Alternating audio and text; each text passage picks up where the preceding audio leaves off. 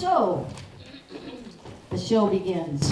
This is theater, and we are in a theater. Thank you so much to the Homer Theater for giving us that space tonight.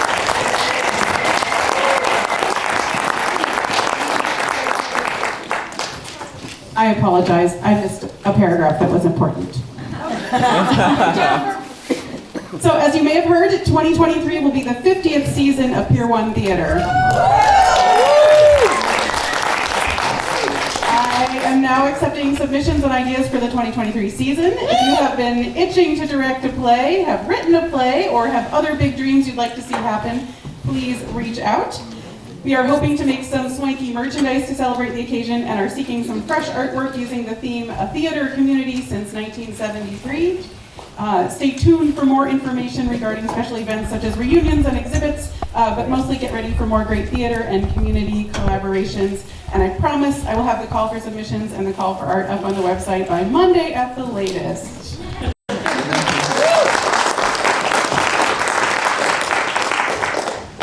Tonight's Master of Ceremonies, Michael McKinney.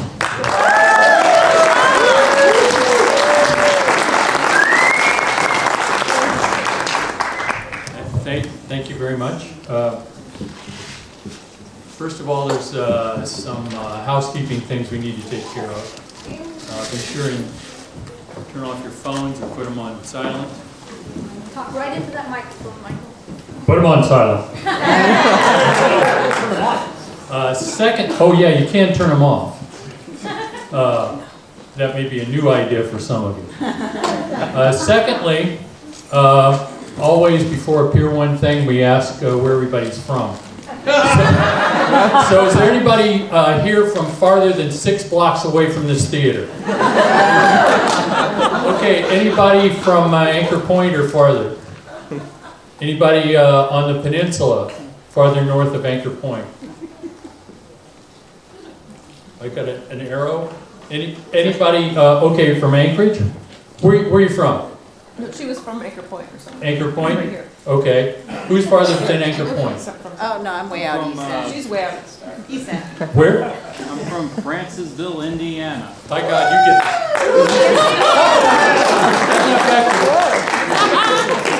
We have a special spot in our hearts for folks from the great Hoosier State. So lastly, the restrooms are across the street at Don Jose's. And for those of us my age, Don Jose's closes at 9, so you better plan on this thing. I did do some research on what an MC is supposed to do. I didn't want to mess this up. There's a lot of pressure. First of all, of course, he's the host of the ceremonies. And it also said that he's the individual that's in charge of facilitating, which I think it's going to look good on my resume. But luckily for you, it didn't say anything about him giving a speech. When I looked over the program, though, I realized that, and when I look out into the audience, I realized that this place probably doesn't really need an MC. It really needs...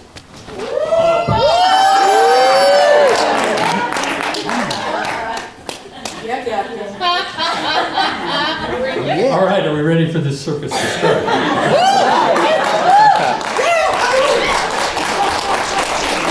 First of all, for our first presentation, I'd like to call up Kathy Stingley and give the microphone to her. As she's walking up here, I think we should all give her a round of applause for what she's done.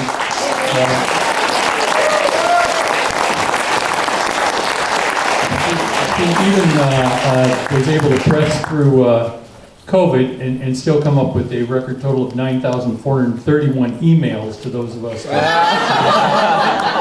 So here you go, Kathy.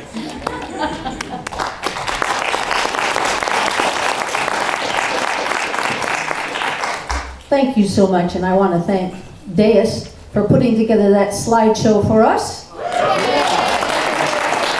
of our high school students. And I want to thank our sound man and our chairman. Josh Stone, KBBI. Thank you to KBBI. We're going to start tonight with the reason we're here. If it weren't for Lance and Barbara Petersen, we would not be here tonight.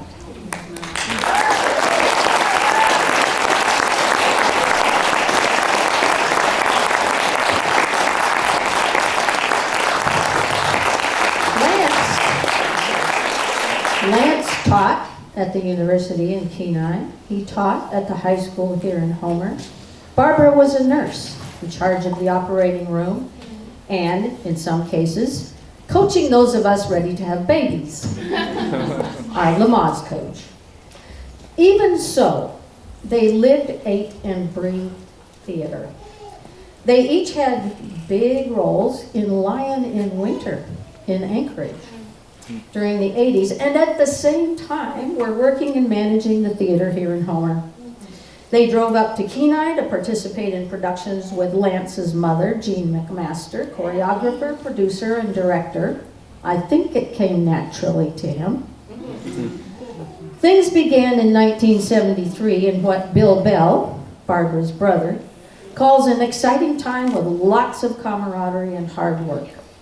The day would go like this. In the morning, they would be constructing and building sets. In the afternoon, they would be rehearsing all afternoon, and then they would go to the Glacier Burger to eat. Return for a show that night, go home to bed, get up, and start all over again the next morning. Day after day after day after day, so we could have a theater. Yeah. I met Lance and Barbara that first year, 1973. We bought a house. It had a Quonset hut. The Quonset hut was full of theater equipment from the then defunct Homer Theater. So, what should we do with all of that? I made some phone calls, and I met Lance and Barbara. Brad Hughes took that equipment and turned it into sets and stages and stairs and whatever was needed, and his wife took care of the rest. And they continued for about a decade working with Lance and Barbara. Richard Nixon and Bob Hahn also played a role in getting things started early on. Pier One got its name from that first city warehouse on a pier where you could look down through the floorboards and either see water or children running around. The city was often at work on the other half of the building, making their noises on their own projects. Lance and Barbara each put in $50 apiece to rent that building, and they financed Pier One from then on. That first building was located where the Coast Guard storage area is today, in case you're wondering. Brenda Richardson, who used to help out there as well. Bob Richardson was our music director and choir director at the high school and junior high. She mentioned that it was quite cold in that first theater, and they had to have a blower to heat it. And people were a little reluctant to go out there and watch shows because it was so chilly. Everybody was ready to perform The Crucible on opening night. 2 people showed up. The cast was not sure they should go on. And Lance said, "You have to imagine there are 500 people out in that audience. That's right. You give your own best performance no matter who shows up. And you still have a show." That was Lance. Sasha, in the back there, wave at us, Sasha. And sitting right next to him, our own wonderful Barbara Petersen.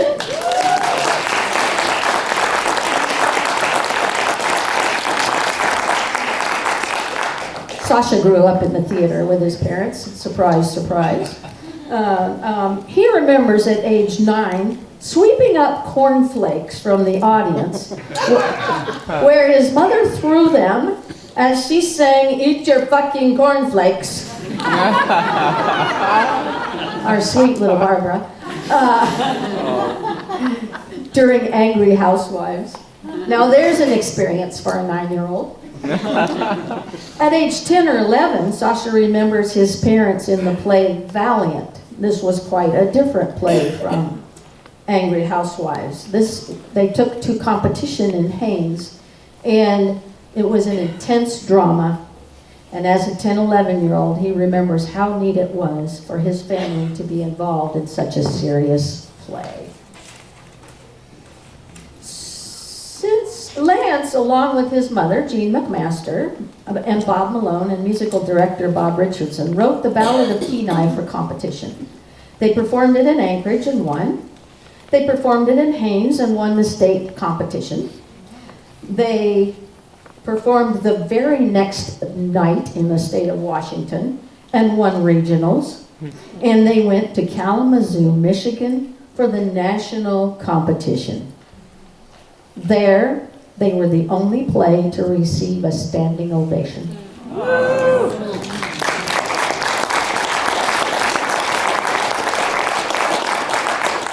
But they didn't win.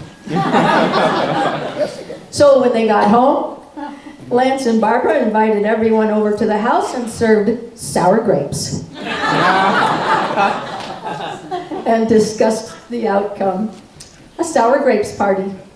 That's how they faced disappointment. Also, if you were ever at their house and went out to the outhouse, it was papered with letters.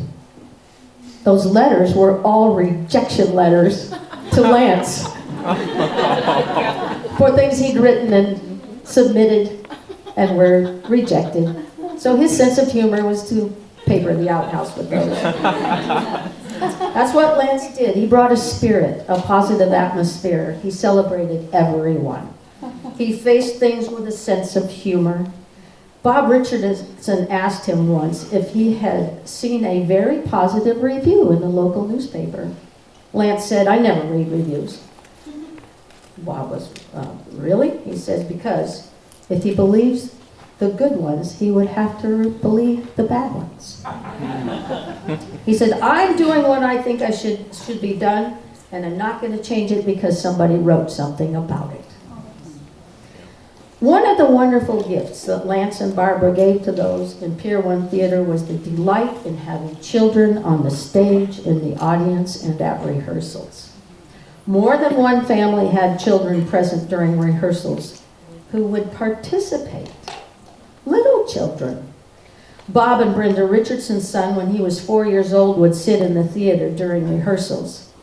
Someone would drop a line. He'd tell them what it was.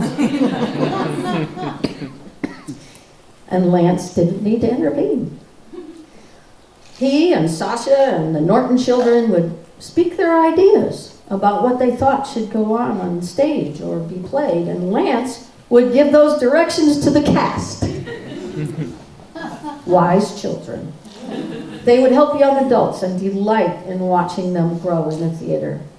They taught others as they lived it. More than one young person went on from technical instruction received at Pier One Theatre to become professional lighting and sound technicians. Others have become dancers and singers, and still others are acting, thanks to mentoring from Lance and Barbara and Pier One.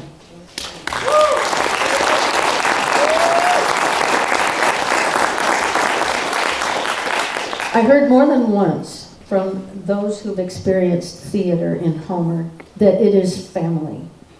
Everyone is supportive and celebrates each other. We have fun together. We want to come back. More than one have said that they've not experienced that same thing in theaters elsewhere. The legacy of Lance and Barbara has been passed down to our theater today. Lance had his own way of approaching what was needed to make theater happen. In the gym at the Kenai Elementary School, he opened the electric panel to tie in for lights which he had mounted on volleyball stanchions. He he was asked if he shouldn't turn the power off, the main power off first, and he said, "Oh no, it'll be fine as long as you don't touch the wrong things." When it came time to take the Ballad of Kenai to Haines, he just hired a DC-3 and flew their sets to Haines. It was just the way he did it. At the same time, they were doing West Side Story here in Homer. So they flew to the competition and flew back to Homer for the show. It never seemed to faze Lance and Barbara. During Oklahoma in the Kenai Gymnasium, Lance found a khaki parachute, painted it, and draped it from the ceiling. So when it came time to sing Oklahoma, it was under a blue sky. Bob Richardson said he would share stuff without even knowing he was sharing stuff. Barbara was always on stage and mostly behind the scenes to make it happen. She was getting sponsors, doing concessions, designing, printing, folding, programs, directing, acting, hosting youth theater instructors at their home. Her home was always open. She taught people how to make props and how to make them look old, how to dress, how to put on makeup, and she was a great actress. Sasha says, Barb used to always practice her lines or her singing in the car. She'd get tapes of her songs. Yeah, it was back when we had cassette tapes.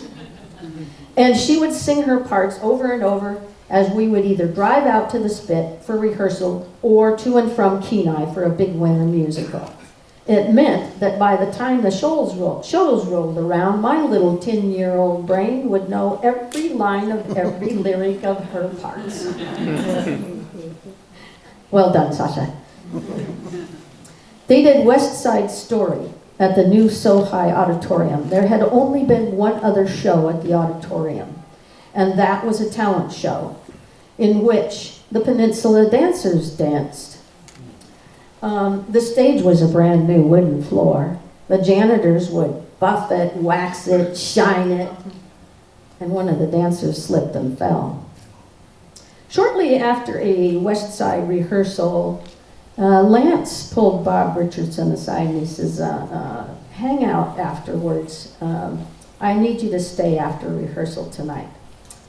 When everybody went home, they went back to the set shop.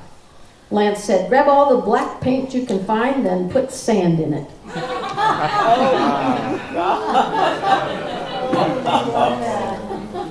Bob said, really? Lance said, sure. He said, the floors need to be black and tacky, not slippery and slidey and breaking rear ends. Did you ask anybody? If we do it, what are they going to do? So it turned into a good performance space. Lights didn't bounce off the floor anymore and people didn't slip. 3 weeks later, Lance got a phone call asking him if he had painted the floor. Not sure I know what you're talking about, he said.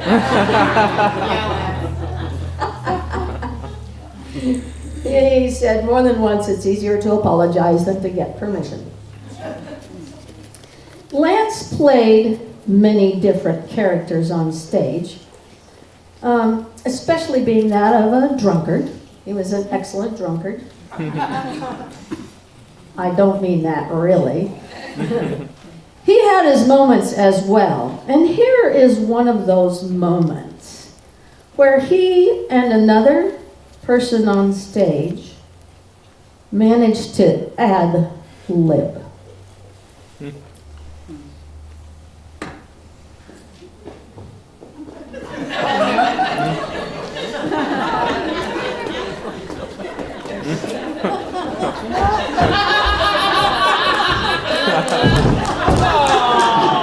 Shit! Yeah, you can't say shit on stage. Oh, yes, you can. No, you can't say shit on stage.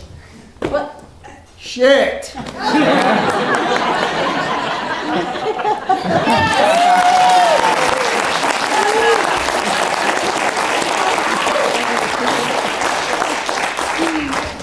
That was our quick thinking Lance in his Tinkerbell outfit.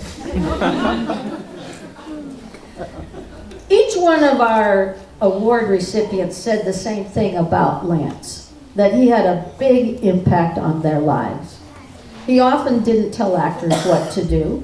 He gave them the freedom to develop their character and would incorporate their ideas into the play. It was a gift he gave to people he knew would figure out their characters.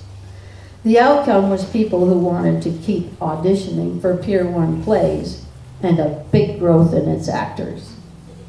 He and Barbara had amazing patience. Lance taught those working with him so much. They never saw him get upset because of someone not doing what he had told them on stage. He had amazing patience. Bob Richardson, one of those learning so much from Lance, asked Lance one day, "How do you stay so patient when you tell someone how to do something and they don't do it, and then you tell them again and they don't do it, and you tell them again? You stay so patient." And Lance said, "Well, I always thought when people came to the theater that they wanted to do their very best, and it was up to me to help them figure out how to do it. If they don't do it, it is my problem, not theirs." We're still learning from Lance and Barbara.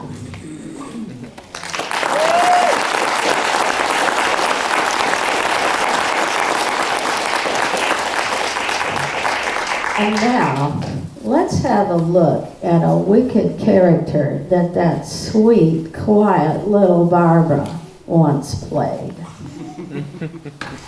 Ladies.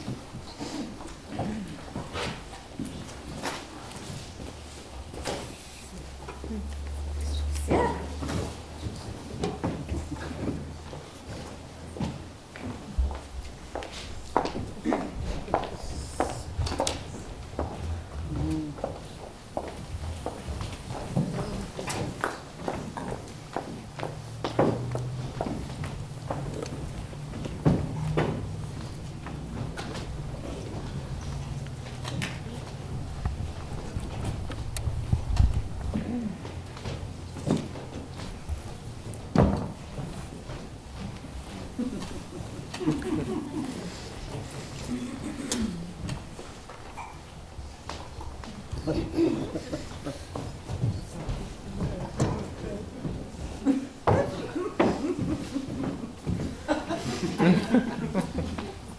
Mirror, mirror on the wall, who's the fairest of them all? You never ask interesting questions. Mirrors can't even. Oh, it's like who's the happiest? That would be nice. Or who's the smartest? Would be interesting. Or who's the fairest is driving me mad. Oh, mirror! All right.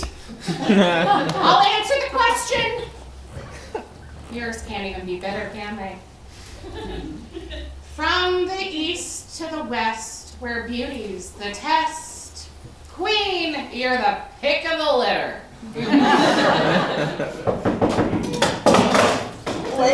Wait. Enter. Did you send for me, Your Highness? Oh, yes, I did. Well, look at you. You're so big. How old are you? 19, and it please Your Majesty. Oh, it does not please at all. Why, if you were 19, that would make me. You are not 19. 19? 20 next month. No, you are not. You are 9. I am the queen, and I say you are 9. If you wish. It doesn't make any difference to me. Well, when you're 19, it would not. Oh, let's have a look at you. Yes, you've grown almost almost attractive. Have I? Do you really think so? Me? Oh, calm down, child. Go see for yourself. Attractive? Attract? No. Well, maybe just a little. Attractive, you're stunning. Oh, no. I'm hardly stunning. Absolutely stunning. Someone's saying that. Where have they been hiding you? Oh, no. Silence, silence. I did not say stunning. So, run along, child. I have things to do. Didn't you want to talk to me about something? Oh, yes, I did. The royal seamstress need to make you new clothes. Big, baggy, brown clothes that you may play around on the ground and game up with other little 9-year-olds. If you wish. I can't tell you how happy I am that you care. We've known each other for so long, and we hardly get to see you any time, and we spend so little time, and you're the only family I have. Family? Oh, I'm not family. I am the queen. I'm just so pleased that we're talking like this. Yes, it's been wonderful. But now it's over. Leave me. Yes, ma'am. Stunning, Mira? We will just see how stunning. We'll just see. Mirror, mirror. Okay, here we go. Mirror, mirror on the wall. Who's the fairest of them all? Queen. The one simple fact is judging beauty requires no practice. Just sitting right here, it's painfully clear. Snow White make you look like a cactus. She's got dimples where others have goo. Her smile is refreshingly true, but what makes her appealing is tremendous good feeling. Extra hurt. You're just meat in the stew. How dare you say that to me? I know you wouldn't take this well. Oh, no. Yes, well, we'll see about that. How long she is the beauty of the area? We'll see. Huntsman! Where's my royal huntsman?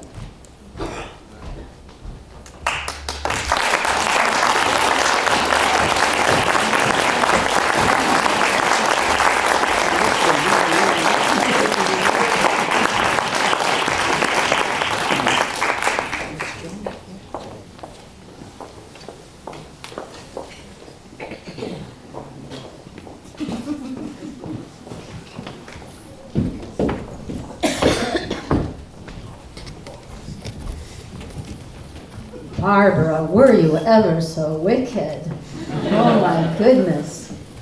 And now, to receive the award for Lifetime Achievement for Lance and Barbara, I would like to call to the stage Sasha.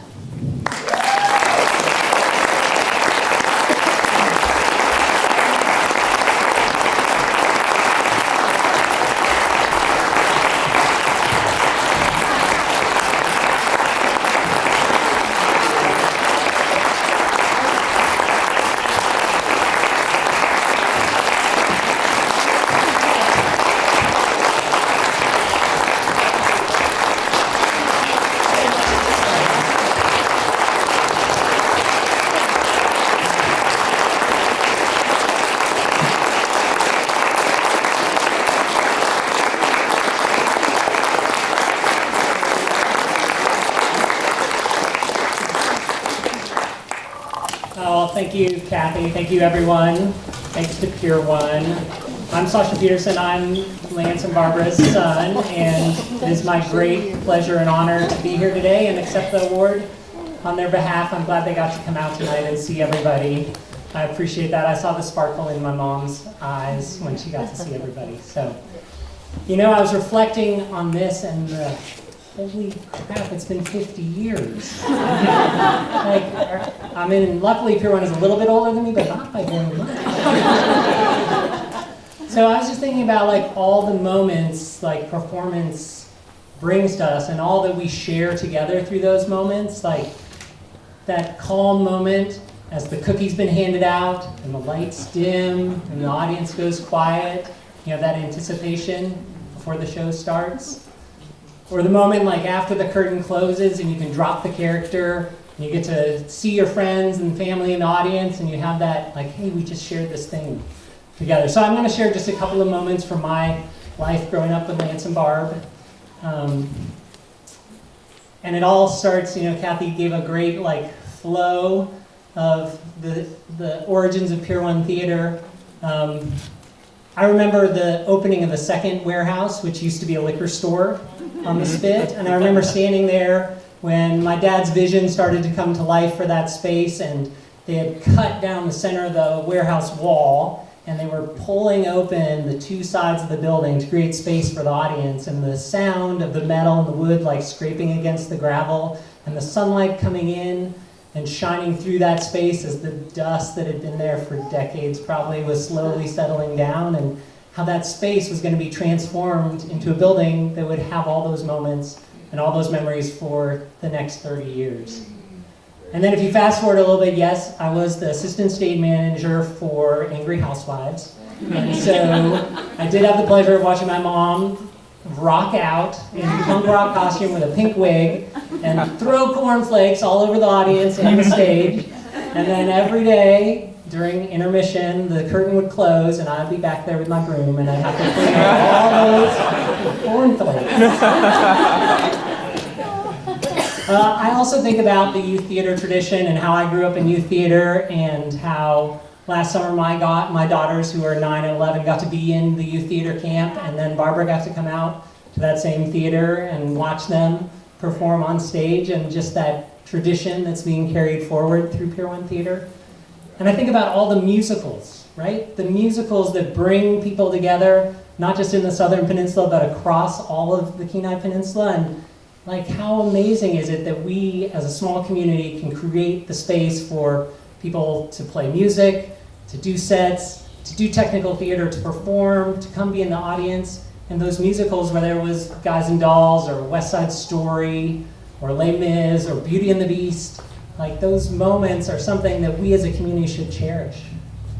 And I do also think about the Ballad of Kenai, and I was 6 years old in that show. And my one line was, "2 Cokes, please, Joe." But I got to do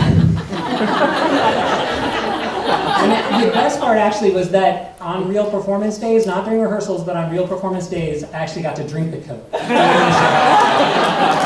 a big deal. But I just remember the feeling of that group of people right before that second show, 2 nights in a row. You know, my dad had written and directed the show.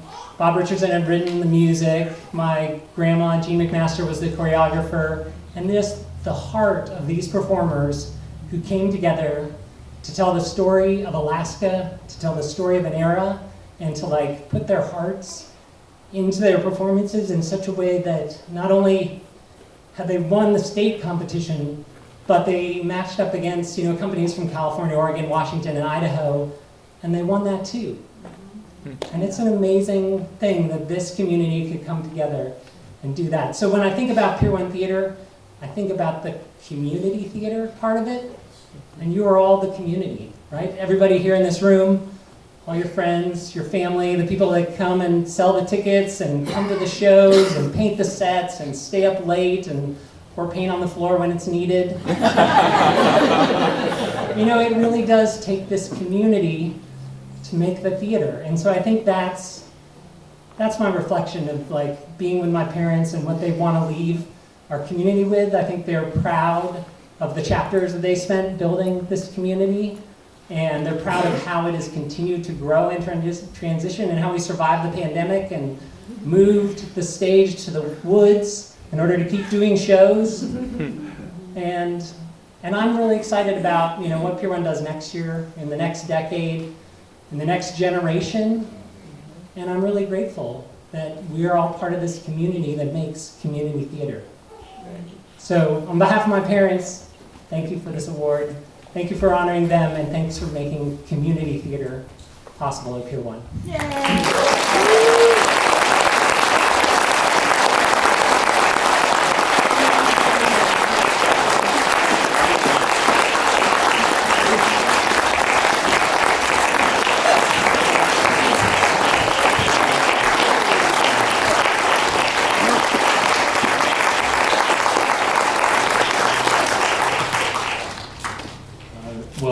Thank you, Kathy, for that presentation, and thank you, Sasha, for summing up in just a few words what this is all about.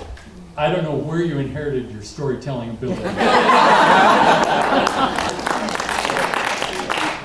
So I thought Kathy touched on one thing. I don't want to take too much. Well, I do want to take a lot of time because I got the microphone and you don't. I've often thought about reviews, and how somebody gets to review the show. And I mentioned this to a few other people once, but audiences don't realize it, but actors review the audience. I mean, who hasn't come away thinking, that audience was dead? That was like pulling teeth to get a laugh, and that was a funny line. I don't know where they... So yeah, keep that in mind. If you're not on stage, you're being watched too. Thank you. This is a terrific audience. So our next honoree is Lynne Roff, and presenting is Mary Fries and Luann Nelson.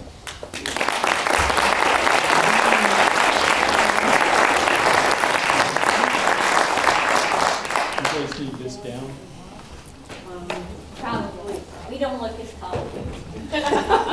Oh, no, give them a microphone, please. They need a microphone, and they may need that stand. Do you need the stand for your notes? Yeah. Yeah, please leave those up there. Thank you. Thanks for Yeah. No, look, he's such a baby. Very pretty. Oh my goodness.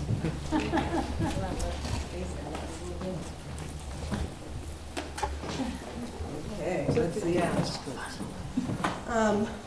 Lynne Roff. Stand right up to that microphone. Yeah? Yeah. Better? Okay. Yeah. Lynne Roff! You can tell I've been through this a lot. Lynne Roff. Yeah. Right there. Looking at you. Lynne arrived in Homer in 1982 with a sizable resume. She graduated from the University of North Carolina School of the Arts with a BFA in modern dance. The emphasis of her education being in Jose Limon technique.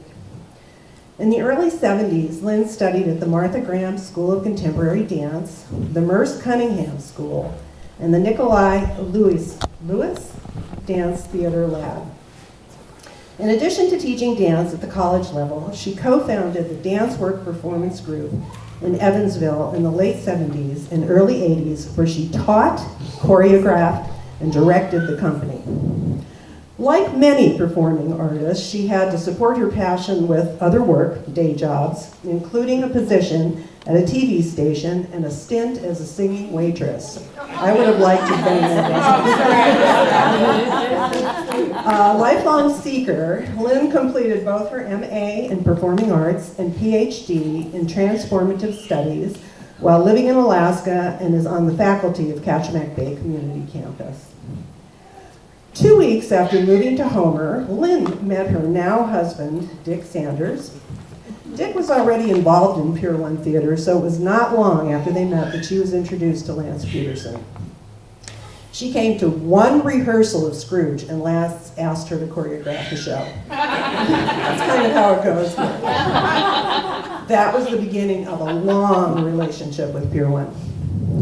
In those days, travel up and down the road to Kenai was very common. Actors from both communities frequently worked together.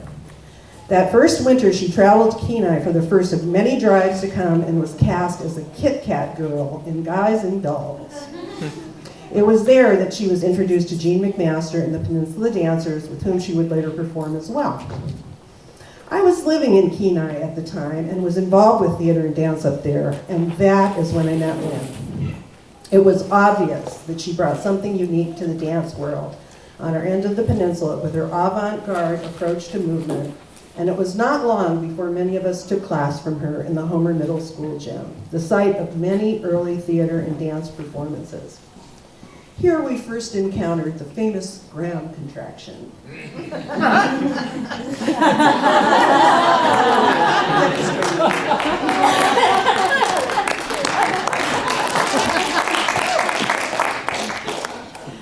Shifts in weight and the principle of contraction and release were central to the movement style made famous by Martha Graham.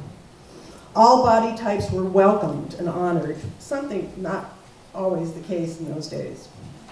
A fun dance troupe memory is a group of us all traveling to Anchorage together to see the Martha Graham Company when they performed at the PAC.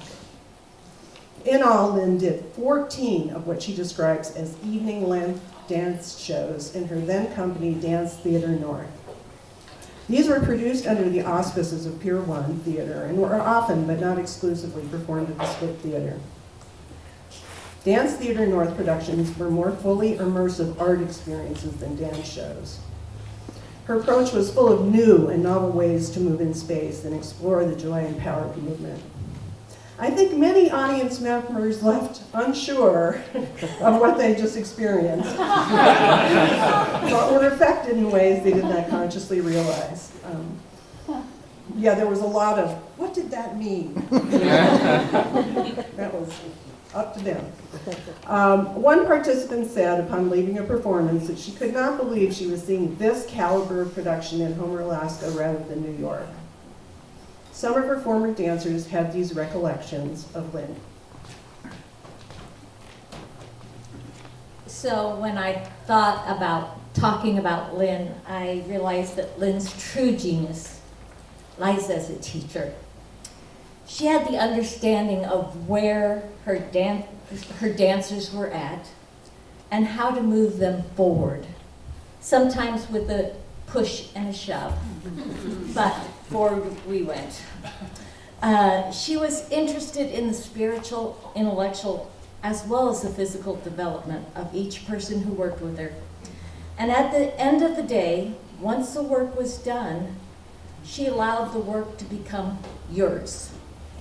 She was immensely curious about the process and where it could take us all. Mary Bell had this remembrance of working with Lynne. She says, I think what I loved the most was Lynne's ability to choreograph to her dancers' individual and innate talents. No matter what their level of ability, flexibility, or experience, she worked miracles on all of us. She was inclusive, loving, and patient. I always felt supportive and nurtured when taking classes with her, and especially in performances when, as Luann said, Lynne considered what each dancer contributed to the show a gift.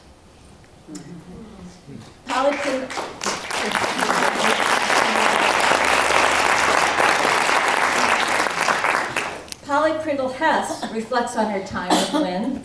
She says, I will never forget the first time I met Lynne Roff. It was very early in the 1980s at one of Jill Berryman's dance classes in the Art Barn. In walked a little sprite of a woman with a Liza Minnelli haircut. And it was obvious she was going to make an impact on the creative scene in Homer. She began teaching class. I went and was hooked. I took every class I could and performed in every performance I could for a decade. The thing about studying dance is that the more you learn, the more you realize there is to learn. And Lynne's instruction unfolded like a lotus flower.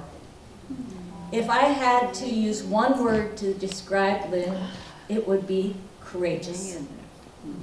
Courageous.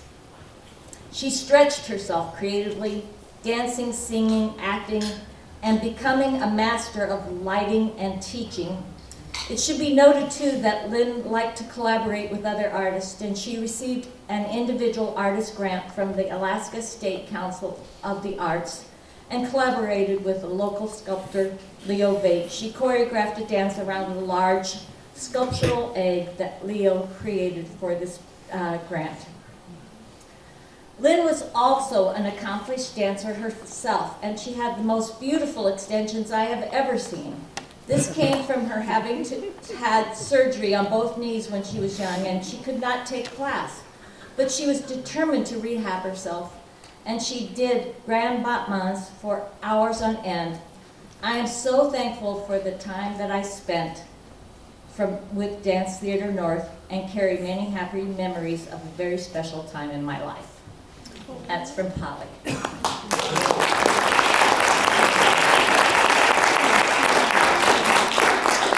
Though she is a skilled choreographer, she has an equal ability as a lighting designer.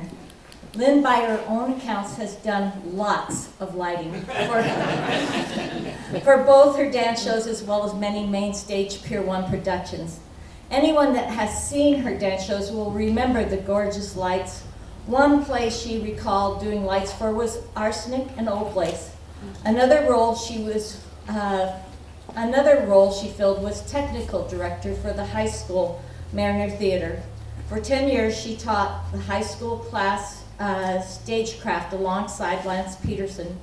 Many Homer youth passed through those classes and benefited from the expertise of Lance and Lynne. When asked about a favorite work, Alice in America came to her mind. It was written in response to 911. The story chronicled the experience of a suburban woman that falls down a rabbit hole and returns changed.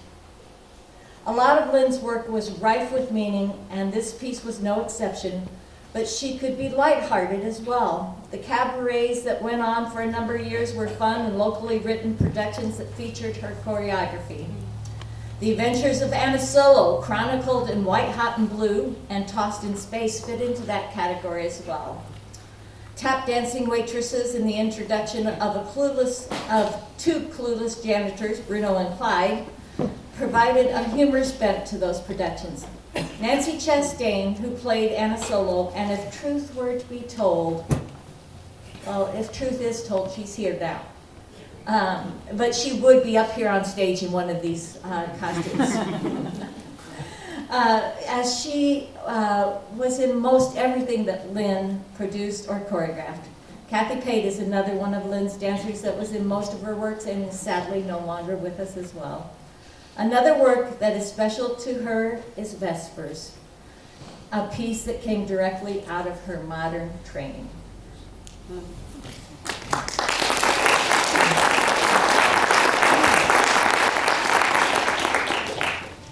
Lynne also played some serious dramatic roles as well. A memorable role for her was in Vanities, where she was one of a trio of college roommates with Marianne Snowden and Brenda Richardson. They had to age in 3 acts, which she recalls was very challenging. When asked about favorite characters she played, Martha from Shirley Temerick's play Louisa came to mind, as well as R2-D2 in the Star Wars stage greeting. The latter was performed with a colander on her head and some of the funniest sound effects. Now there is some range for you. When asked about memorable moments, one that came up during her piece, Europa, when the dance troupe lost the count of the dance during a performance, came up. The lead dancer who started the piece suddenly started improvising, and so the rest of us had to make it up as we went. Up in the light booth, she was powerless to help and watched as the core formed what she described as a mind meld and pulled it together, unknown to the audience, but terrifying to her and we dancers. Generous to say it was a mind meld. Somehow, what seemed like forever was, she thinks, about 45 seconds all told. I can tell you it felt a lot longer than that. Lynn remembers that Lance and Jean always had standards of excellence, something that Pier One embodies to this day. Lance was a mentor, whether he liked it or not. Pier One, above all, she says, gave me a home, which is what I needed. And I think we can all relate to that. Thank you, Lynn, for a long and impactful relationship with Pier One, and for all that you so willingly gave to so many of us that performed and witnessed your work.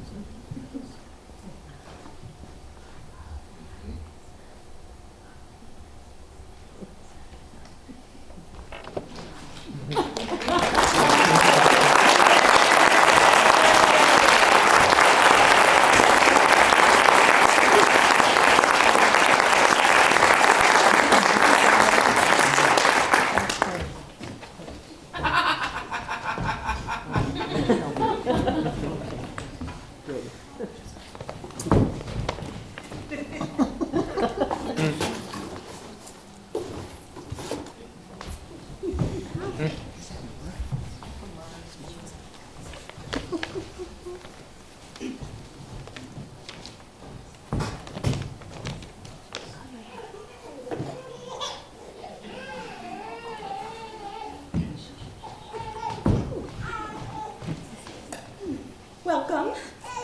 Just wanted to thank you all for coming to see my piece tonight. This short piece was inspired by an incredible woman and terrific dancer. She, I'm told, was also a great improvisational dancer, and you may be seeing some of that on the stage today. I want to thank everyone whose hard work went into the production, for Judy and Bobby for their beautiful sets, which I'm sure you can see in your mind's eye, and Lynn's incredible costumes, which you can also imagine, I'm sure. I want you to please refrain from any flash photography, as it's very distracting for the dancer, and I don't want to toddle off stage, so I appreciate that. So thank you all. I hope you enjoy the show.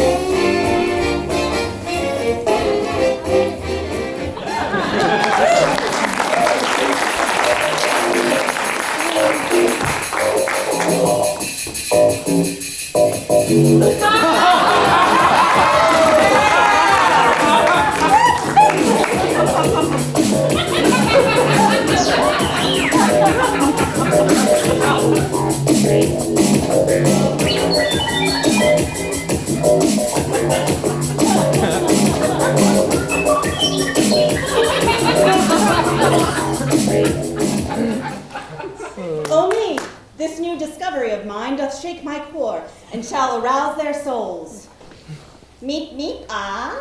Meep, meep, meep,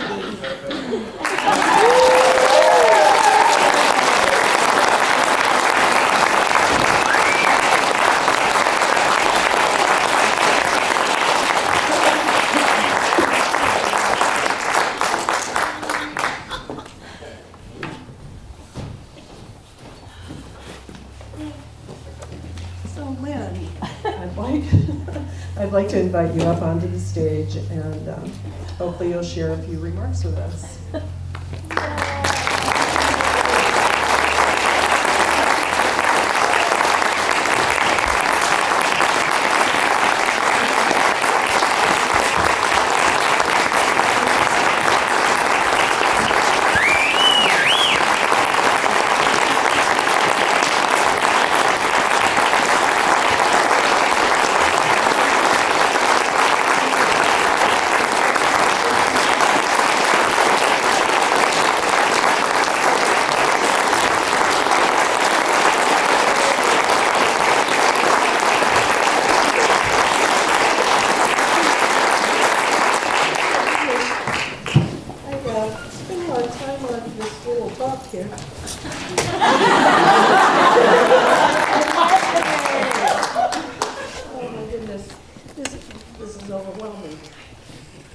Step up to the mic. Oh, okay, sorry.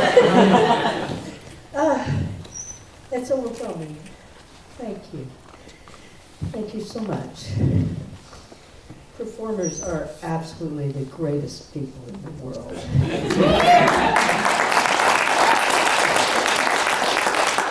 Pier One Theatre has provided a home for me, a place where I could learn and grow and create, and a home for Dance Theatre North and the valiant dancers who inspired me and endured me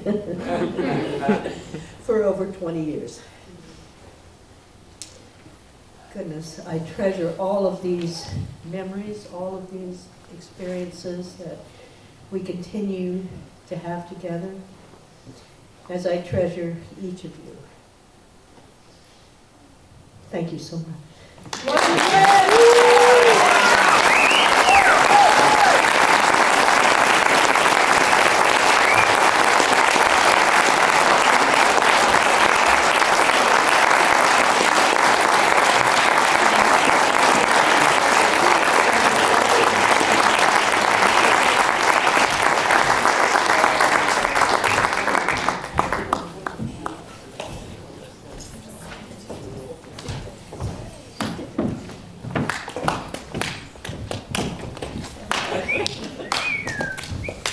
Well, thank you all again. I have to admit, I've never had the pleasure of being in a show that Lynne choreographed. You know you can't tell it by looking at me. The closest I ever got to it was she did choreograph a fight scene I was in once. And the next rehearsal, she didn't come. And so the five of us that were in the fight scene commenced the fight scene. And after about 10 minutes, our director said, I think you guys have given it enough. And we were all, oh God. So then Lynne came back the next week and got us back on track. I do want to tell you, Lynne, that I have been in shows that have now been choreographed by Maura, and the town's in good hands.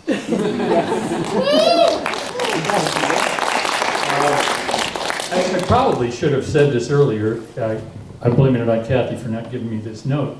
But so the way this is working is we're having a presenter come up, and then there is a sketch or a skit, and then the honoree comes up and gets a chance to say a few words, and also gets their envelope. So our next honoree is Dick Sanders. Yeah!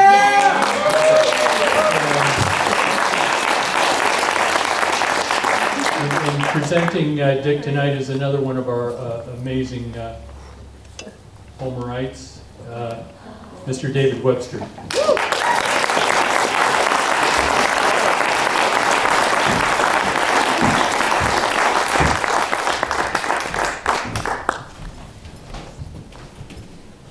Well, for those of you in this audience, our next awardee needs no introduction. But I'm not going to let that stop me. You know, Dick's been part of Pier One Theatre for 4/5 of its existence. So he's not exactly a founding father, but I call him a funny uncle, I think. His comedic gifts are legendary here at Pier One. And his generous nature makes him beloved by those fortunate enough to share a stage with him. My wife, Annie Whitney, has often said there's no one she'd rather share a stage with. Because Dick learns everybody's lines. And if he sees that look in your eye that says, what the hell is going on? He'll save you. Because he knows everybody's lines, not just his. And I think I found out why he developed that skill. Because I heard this story early that he and Ken Landfield were in a show together. I believe it was Tartuffe. And Ken had an unavoidable absence, and Lance Petersen was dragooned into filling in. Hard to imagine Lance as an understudy, but Lance was filling in, and I believe it was even in Anchorage. Was that right? Was that a show? No, Ken had to go to Anchorage. That was the story. But anyway, they had several paragraphs of dialogue early in the show. Ken and Dick. Lance, the understudy, walks on stage, gets out one sentence, says, "That's all I got." Dick says, "Wait, there's more." So I think he determined he was never going to be in that situation again. So he knew that he would know the whole damn show front to back, and if somebody went up on a line, he was going to figure a way to save it. And I've seen him do that a few times. You know, I met Dick when he was in the very first show that was produced at the current theater on the Spit. And that was The Drunkard. He played Sam Adams. And my wife and daughter were in that show. Dick played a drunk. And the most memorable scene, this was the first show I was involved in with Pier One. I got to know Dick, and I got hooked right away, got dragged into the theater myself. He had a scene in that show that you couldn't even see his face, you couldn't see his body, he was off stage. There was an off-stage micturation. I laughed so hard I almost fell out of my chair. And I decided this theater ain't too bad. I think I could get used to this. Those cheap jokes are the best ones, you know. I know most of you know that Dick is a fine photographer. He's and an artist. He's provided many of the photographs that hang in the theater every year, the show boards for different shows. But that's how he got into Pier One. He showed up, and I think it was 82 maybe, 81, for a production of West Side Story. 79? 79. Good Lord, even longer ago than I thought. We are old. We're of an age, you know. Dick and I are only a few months apart in age. We like to commiserate. But anyway, he showed up to take pictures, and they wanted to cast him as Jet, I think. And I don't know, maybe he wanted to be a shark, but he said no. He didn't get cast in that, but he got the bug, and it wasn't long before he was introduced to the theater and took a role in, let's see, I think it was Can't Take It With You, right? You were J. Hoover. He's played a lot of lawmen since then, I'm sure. But as well as acting and directing, you know, Dick has done everything in Pier One. Let me see if I can find this whole list here.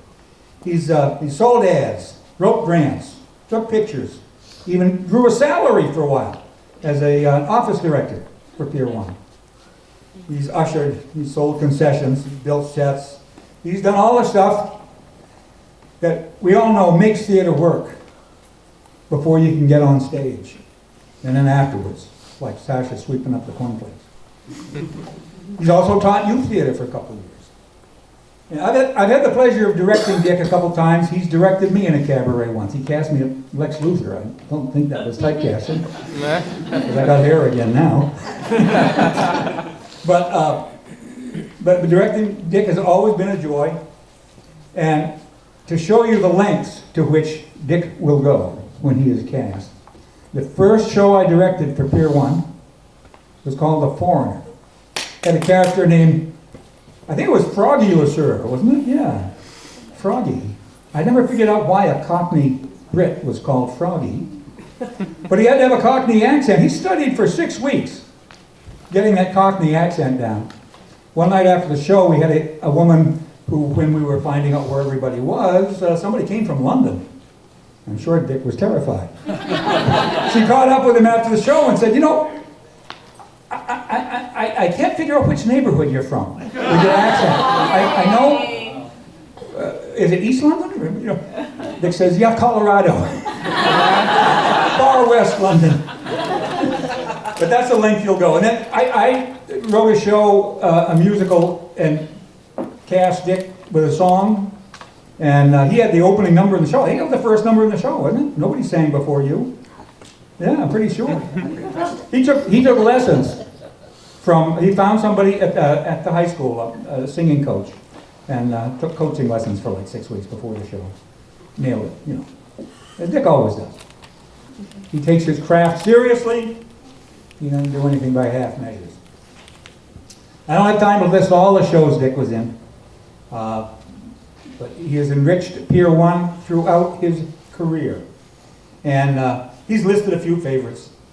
You know, Noises Off, which I also had the pleasure to direct. And if you've never seen Dick drop his pants on stage on cue. Who hasn't? His timing is impeccable. I don't know how he ever kept him up until it was time to drop trowel, but he did it every night, every show.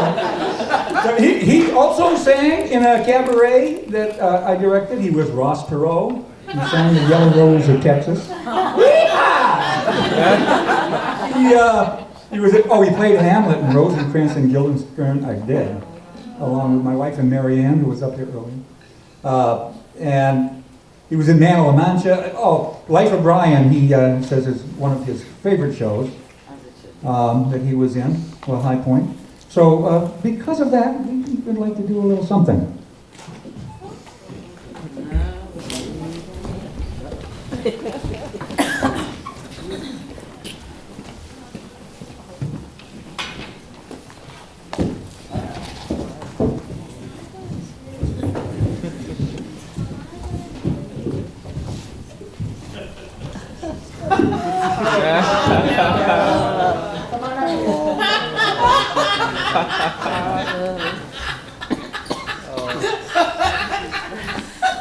Some things in life are bad, they can really make you mad. Other things just make you swear and curse. But when you're chewing on life's gristle, don't grumble, give a whistle. And this'll help things turn out for the best. And always look on the bright side of life. Always look on the bright side of life.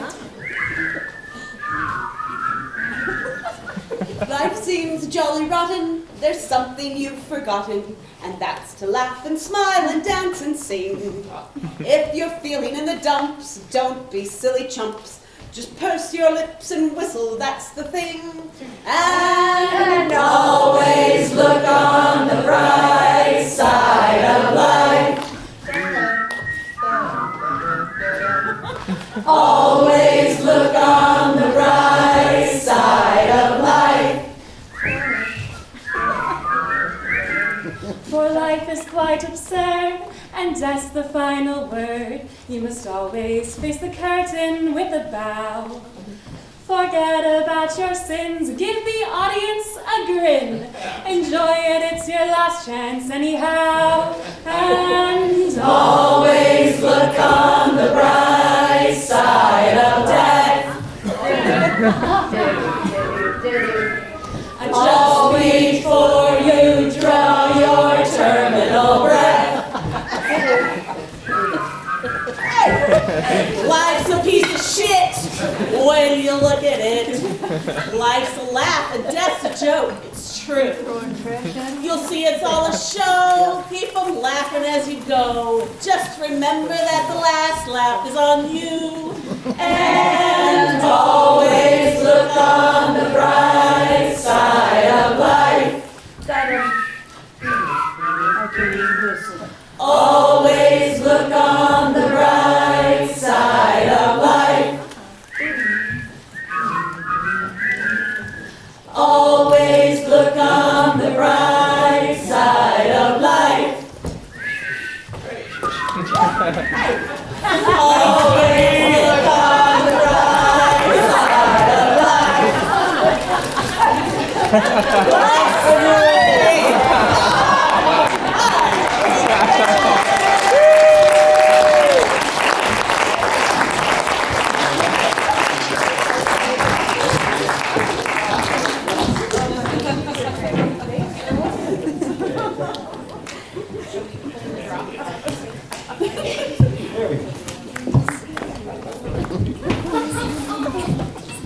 I think I told you earlier that Dick played a character called Sam Adams. I'm going to call him up here in a second. And Sam Adams was a drunk.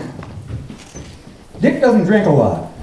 Well, beer. I've never seen him drink much beer, but I've seen him drink an awful lot of coffee. And Dick is exactly my age, which means that his prostate is my age as well. So Dick, come on up. But if you need to make a pit stop on the way up, I'll understand.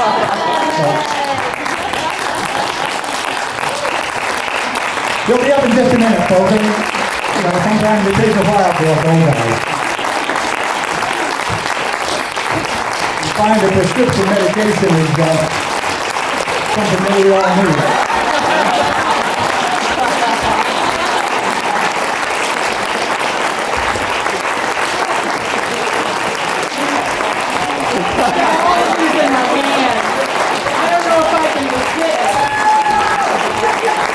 Have mercy on a poor old guy's bladder, come on. Hey, the MC's supposed to help move the show along. I'm sorry, you know, we're old, we're old.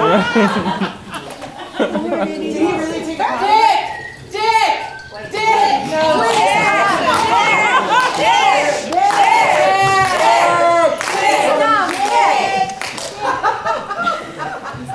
We talk too much, you won't be able to pee. Yeah, you gotta do something.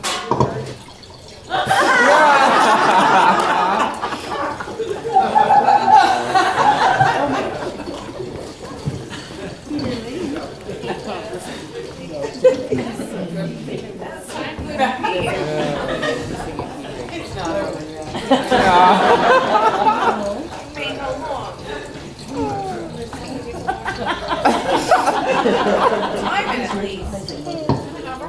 Right.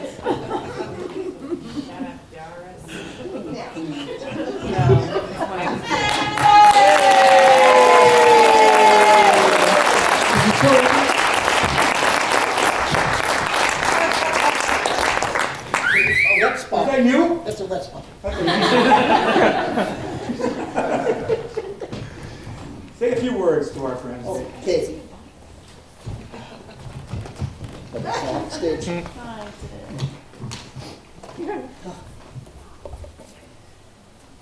Either one.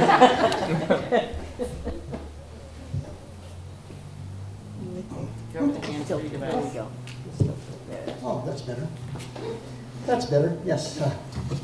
Thanks, Lynn, for being so short and making me seem so long. I have a bunch of pages, but don't leave yet. I printed them out with real big letters.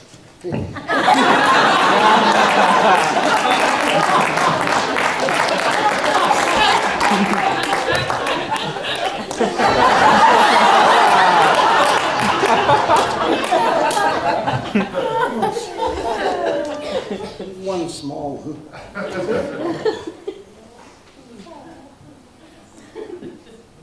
Oh, there it is. So, aren't props wonderful? Yes. 'Cause in my very first play, I had props. I had a gun and handcuffs.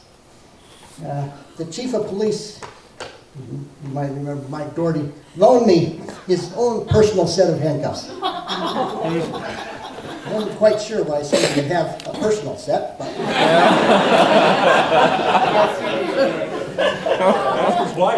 Yeah. Anyway, I got to put those handcuffs on Clayton Brockle. You will remember him for starting the college on the peninsula. But anyway, I learned about trust and vulnerability. When I unlocked those cuffs backstage after the last show, I think Clayton finally began to trust me. But vulnerability and risk and fear, I think it's what keeps most people off stage. It did me for a while. But if you're selling tickets, making props, running lights, whatever, building sets, acting or directing, we put ourselves at risk for the sake of telling our stories and for the audience. Though I have many friends outside the theater community that I consider family, Pier One became my family right away. And even though I've had great fun being audience, as well as being on stage, it's given me a chance to see that a most heartening thing that is watching this family grow. Pier One gave me the opportunity to make an ass of myself, acting, directing, sometimes on purpose, and sometimes not, but to learn from both. Theater cracked me open like an egg, and sometimes released some erratic behavior. So I apologize to those who were near me when that happened.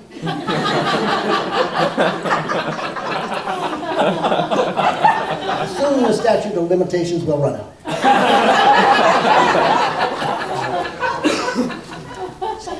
So many thanks to all of you that I've had the pleasure to work with in whatever capacity. It practically takes a village to do theater, and I've arrived here, the sum total of my experience with you and learning from you. So, with that, I don't know whether I should do this or not, but I think I will. Some of the people who aren't here tonight that had an influence on me, or who were just from friendship or being in shows with or around, pardon me, I'd like to mention a few names, and they're not in any order, and I mention them with joy. So bear with me. Some of you may not know any of these names, or I mean some of these names anyway. But here goes. Jacob Forster, John Stannard, Howard Hedges.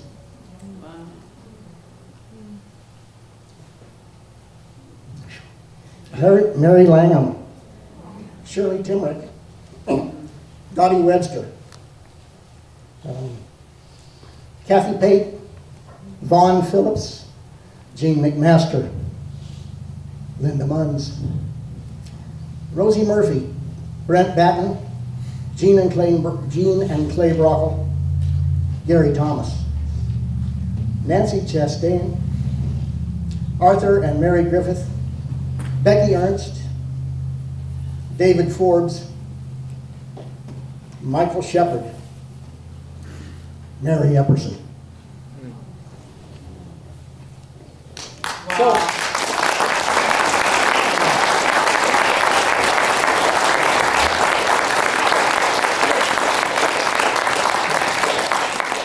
So thank you for this honor. It brings to mind what I'd like to leave you with is the last line from one of the more recent times I was on stage. It was the last line of a monologue, a rather zen little bit is it's never the ending that is important. It is always the beginning. And excuse me. I certainly hope I'm not done yet, and I look forward to new beginnings. Thank you. Thank you.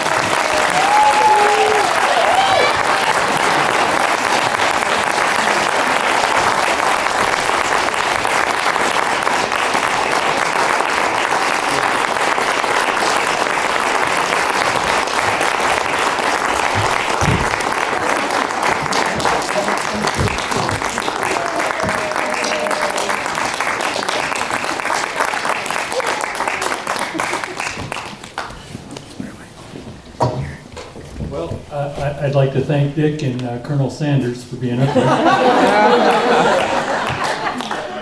I do want to say this to Dick. For a guy that is such a good comedian, you sure brought a lot of us to tears. Those are the best ones. So our next honoree is Mark Robinson. And Mark's probably the smartest one of us. He's in California now. But his presenter is Nancy Chambers. So Nancy?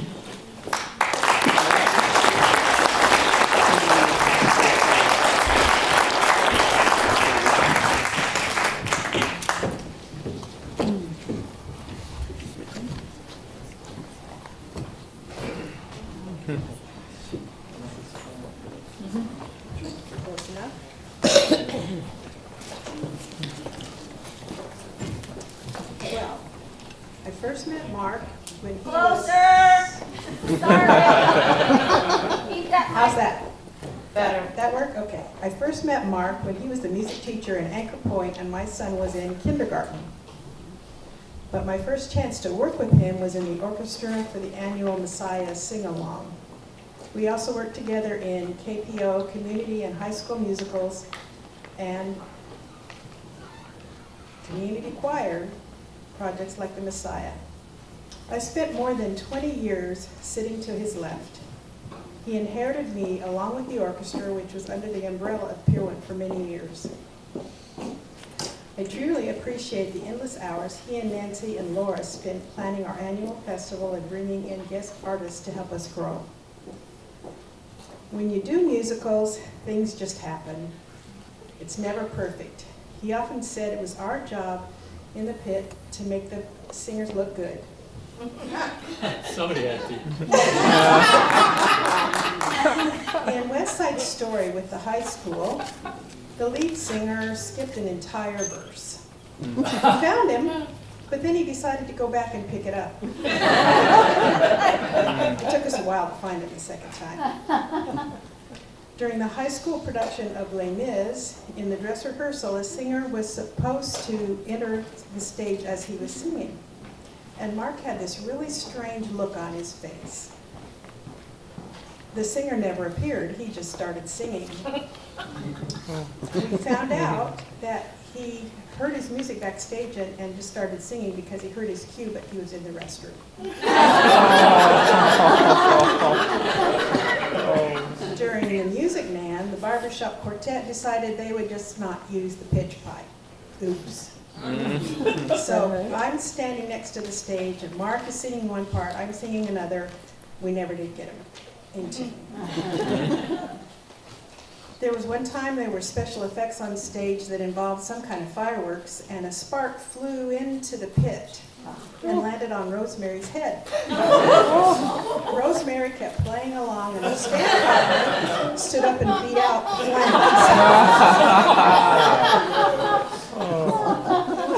One of Mark's least favorite but most memorable experiences was with the rogue trumpet player. In Fiddler on the Roof. You've heard this story before.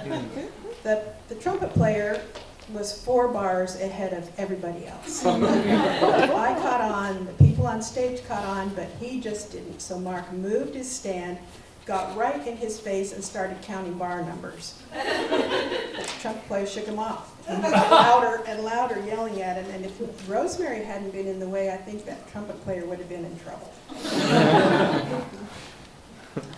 If you look at Mark's score for the Messiah, he's got lots of interesting notes. One of the best is Rosemary Laughs. This is because there was one really difficult passage that we never did get, and it was really funny how bad it was. We love playing practical jokes on Mark. One example is the time we all showed up in the pit with Halloween masks on. Or the time when we were playing St. Saëns' Carnival of the Animals, and in the performance, puppets and bubbles appeared, and Tammy played the cuckoo part from the audience. Do any of you remember Carmina Burana? Yeah. It's got a great first chord. It's powerful. It's got timpani, the choir. Everybody starts this first chord, but the orchestra decided to do that first chord with kazoos and those curly party things. There are so many stories. There isn't time to tell most of them. I hope Mark does go ahead and write the book that he's been talking about. He's already named it Tales from the Pit. This art form called music that we love is a very temporary, fleeting thing. If we're lucky, we have a recording or a program in a book somewhere. We have no painting or sculpture or anything concrete, but we do have the memories. One of the things I appreciate about Mark is the way he strived to make it important and meaningful. I know he faced criticism for Les Mis in the high school because students were asked to portray fallen women, even though it's a beautiful story of redemption. He taught his students the Song for the Children and sang it in remembrance of victims of school shootings. He took a choir of high school and community singers to Europe where they sang in St. Peter's Basilica. They said the echo lasted for 50 to 60 seconds. At the gates to the Mauthausen concentration camp, where over 90,000 people lost their lives, they sang Jewish songs of lamentation, suffering, and defiance. The community choir and high school choir, with a few of us from the orchestra, performed the Peace Concert in 2019. The Brahms Requiem and Beethoven Ninth Symphony are both powerful pieces that I feel very privileged to have been able to play. But the most powerful performance was the Rolling Requiem. On the first anniversary of September 11th, one orchestra and choir from nearly every time zone in the world started at 8:46 a.m., the time the first plane hit, and performed Mozart's Requiem. We were the only group to do it in Alaska and the only one in our time zone. We performed in the gym, and lining the walls were policemen and firefighters in uniform. I don't know how the choir did it because I played with tears running down my face.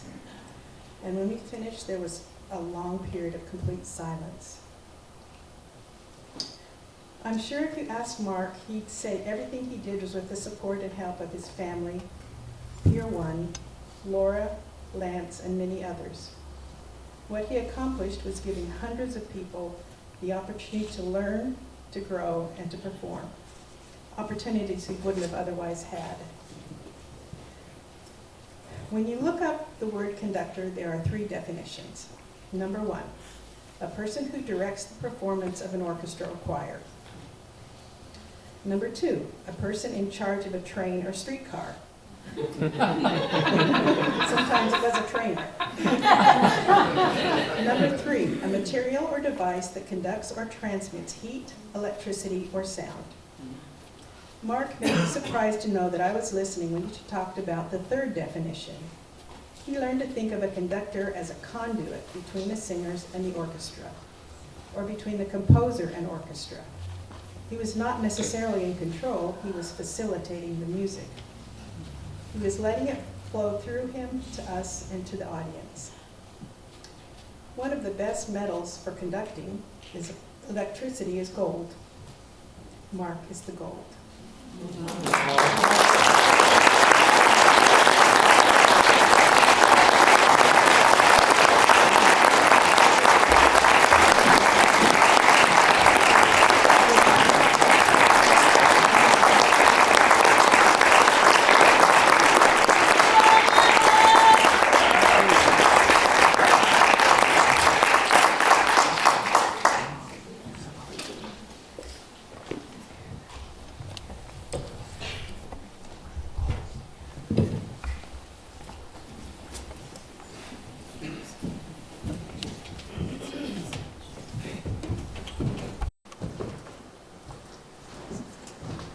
so it wouldn't be in honor of Mark without asking all of you to sing along with us at some point.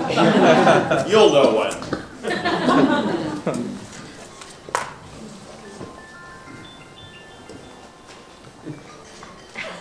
That's the wrong way. I recognize that one there.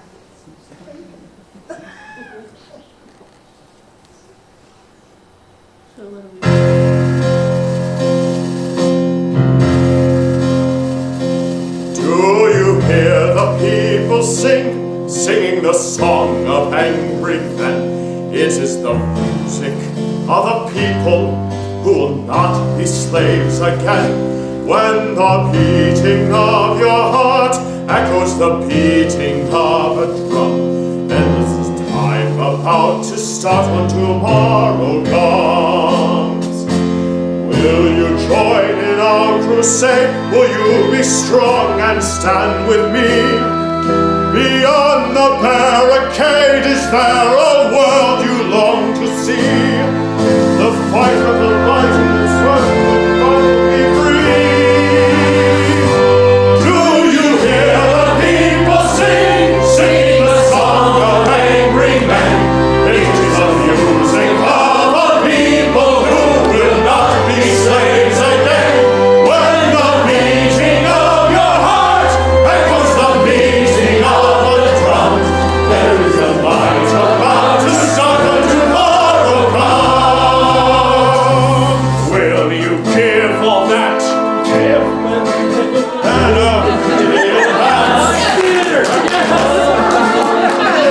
will you stand up and take a chance? The blood of the martyrs will water the meadows of France. Will you hear the people singing the song of angry men? It is the music of a people who will not be slaves again. When the beating of your heart echoes the beating of a drum, there is a life about to start when tomorrow comes.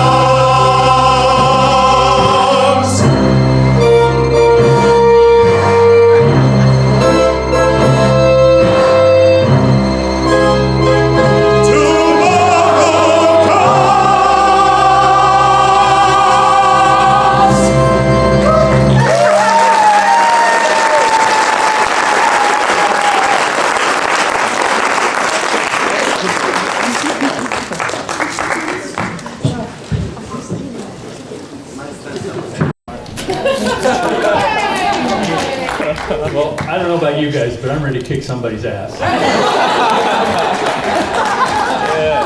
So, as I said, Mark's not here tonight, but he did record a message for us. So I get to say something I've always wanted to say. Roll 'em!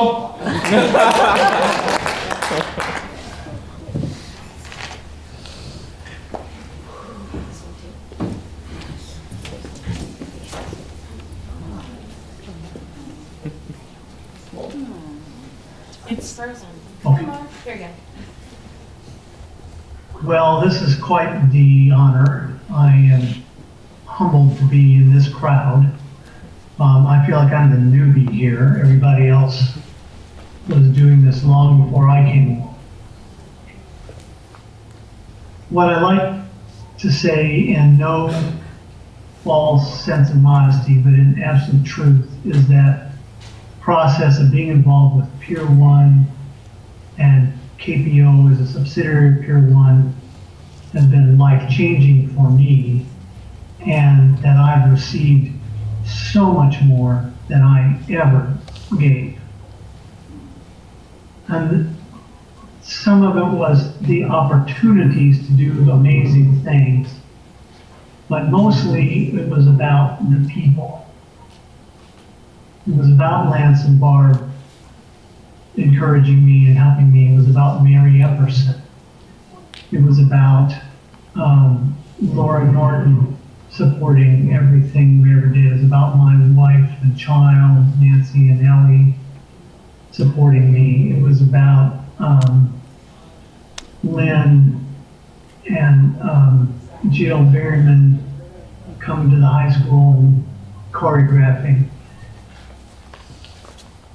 it was about Julianne Smith accompanying, and then it was about all the thousands of people who were singing in community chorus, who were playing in orchestras, who were acting and singing and dancing in musical theater, choreographers that we worked with, Jennifer Norton and as a director, taking over Pier One and taking over directing so beautifully, and Breezy Berryman and Ann Gittinger and Laura, just all these people, just so many people doing costumes and sets and volunteering immense amounts of time, orchestra people driving from Nikiski and Nilchik, Kenines, and Norton and Seward, just to play in our orchestra or in our pits. When they come down from the pits, they go back every night. So, to me, it's just astounding. You could have told me when I was 17 that I would be doing this kind of thing, having these kind of opportunities, I would not have believed it. So thank you. Thank you, Pier One, but thank you to all the people of Pier One, past, present, future, that I've had the honor and joy and privilege of working with, and who've approached all these projects with good humor and intent and joy and egolessness. Just giving everything you got, just to put on a show. I've been very, very privileged. Thank you very much.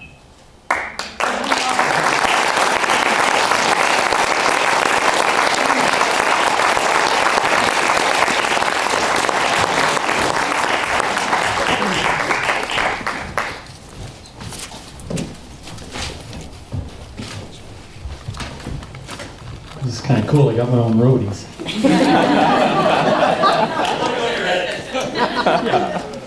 Yeah, I hear you back there, Curtis. So, I just want to say the guy from Francisville, Curtis back there is from Crown Point. I'm from South Bend, and Mark is from Indianapolis, and went to Broad Ripple High School. And until Dave Letterman came along, Mark was the most famous graduate of Broad Ripple High School. So now we're going to take a break from the awards, but we're going to get down to really why you're all here, and that is to donate money to Pier One Theatre. So we're going to pass the hat, and I should tell you that the longer this takes, the longer I talk. So, you know, you might want to get your money out now. Yeah, my brother had a way of hitting the bottom of a can as it came around for coins.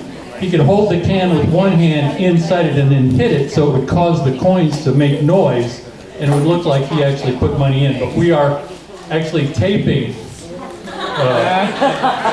don't try that here. I did want to say one thing. I know it's hard to believe, but I'm the same age as a lot of these old honorees. I know, but you know what bothers me, I was thinking about this, and I don't know if anybody else is bothered by it, but a Lifetime Achievement Award, that's kind of final. A little bit much for me, so I'd like to call it an award for many years of dedicated service, with many more expected. Right. That's what I'd like to call it. Yeah.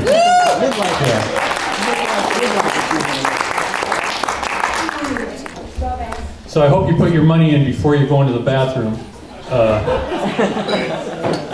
Yeah, I know Dave did. One thing to keep in mind, did anybody see, I know a lot of you were in it, but did anybody see Beauty and the Beast? Okay, so I can't tell you how many 2x4s were involved in the making of that show, but if you've kept track of prices nowadays, 2x4s or more than they used to be, that's all I'll say. I won't say how much they were when you and I were boys. In fact, we had to cut our own, I think. They were a nickel and they were this big. Yeah, and we liked it. So another thing, if you've been paying attention, and I'm going to give you credit that you have been, all the honorees have gotten an envelope, and you may be wondering to yourself, hey, what's in those envelopes? So first of all, it is a lifetime pass to anything that Pier One Theatre is involved in that you would like to see. You don't have to come to everything. But. And then secondly, you have your choice of 2 paintings of Pier One Theatre done by local artists Oceana Wills and Michael Murray. And you have your choice of which one you would like. You can all see this, I know. They'll be displayed out in the lobby later. This one is by Michael Murray, and then this one. This one's by Oshie. That's what I said. And this one is by Michael Murray. 50-50 chance. So that's what they're receiving tonight, along with our eternal gratitude. And you know what? We all come on stage for one thing, and that is applause. So they've gotten that too. It is an interesting thing for me to think about why we do act. I think it's an interesting combination of very different feelings. Number one, we are cocky enough to think that we should be on stage and play that role. At my age, I still think I should be a leading man until I look in the mirror and say I should be the leading man's grandfather. 20 next month. Yeah. No, you're 10. I heard that. So the other thing, the other opposite of that is we are so damn scared we will forget something or do something stupid on stage. Why do we do it? I have no idea. I have no idea other than the fact that it's applause that keeps us going.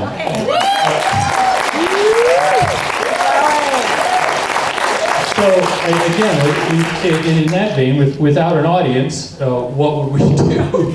So thank you for all those people.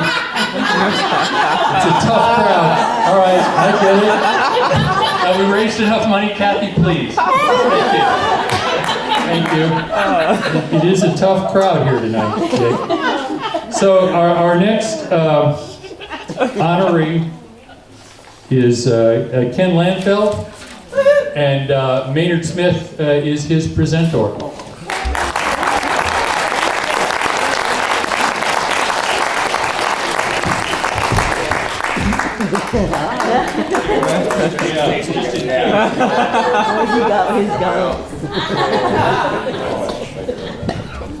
Let's see. How's that? I might not even use this, we'll see. But, I did make some notes.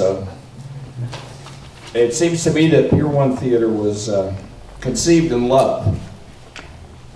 Love of hearing a good story and sharing that story with others. And a love of the almost magical way that the theatrical presentation enhances the telling and it transports an assembly of people into a new and unfamiliar reality. The best example is to go into the Spit Theater in the day and see the curtain open and there's a spool, a cable spool with a cloth over it, and there's a limb of a tree tacked to a piece of cardboard. Some paint. And then you come back in the evening and the curtain's closed, the audience files in, the house lights dim, the curtain opens, and There's a woman seated at this spool table.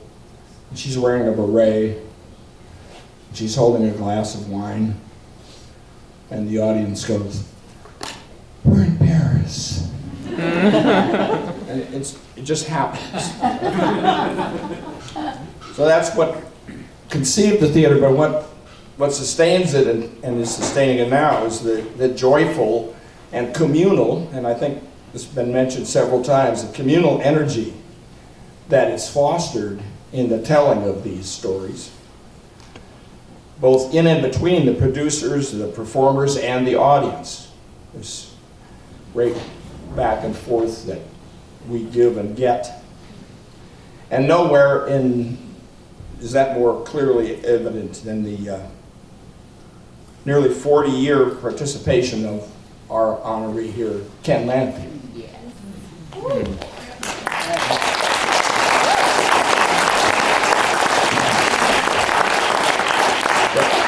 From his first eager acceptance of Dick Sanders' invitation to audition. Who, me? Through his first performances as one of the, this is just bothersome, I think I can talk loud enough. Yeah. To his first performance as one of the three wise guys in William Gibson's retelling of the Christmas story. Here I need my notes. The title was The Butterfingers Angel, Mary and Joseph, Herod the Nut, and the Slaughter of 12 Carols in a Pear Tree. Christmas Tale, 1983. Right through to guiding the audience through the scenes as Friar Tuck in this past summer's Shirley.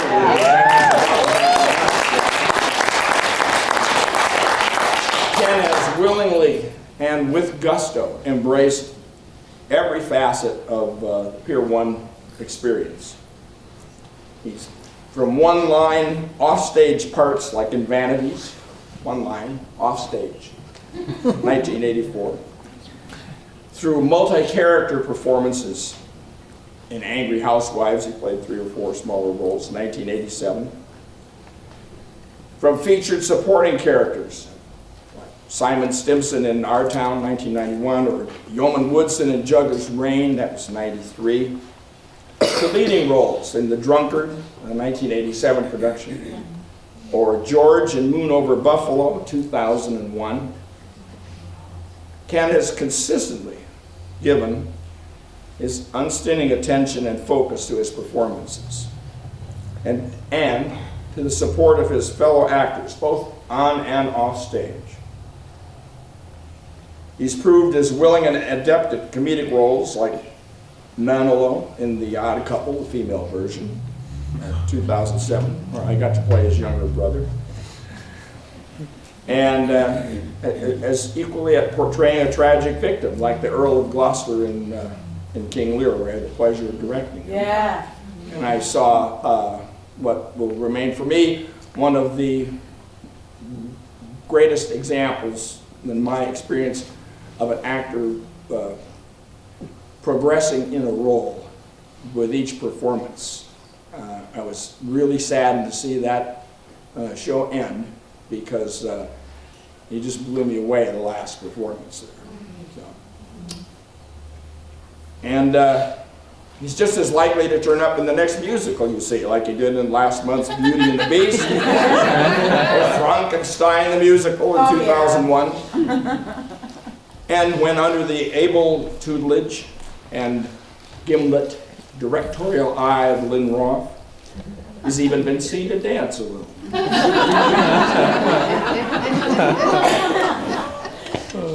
He's produced plays like Lady House Blues, directed plays by 3 Angels, among others, and he's authored short plays that have been presented at assemblages of short plays at Pier One. He's managed the stage, he's managed the house, he's run lights and sound from the wings while changing costumes. He's swept up, picked up, handled props and sets. In short, he's supported the work of others in every available way, except one. He has never made the popcorn.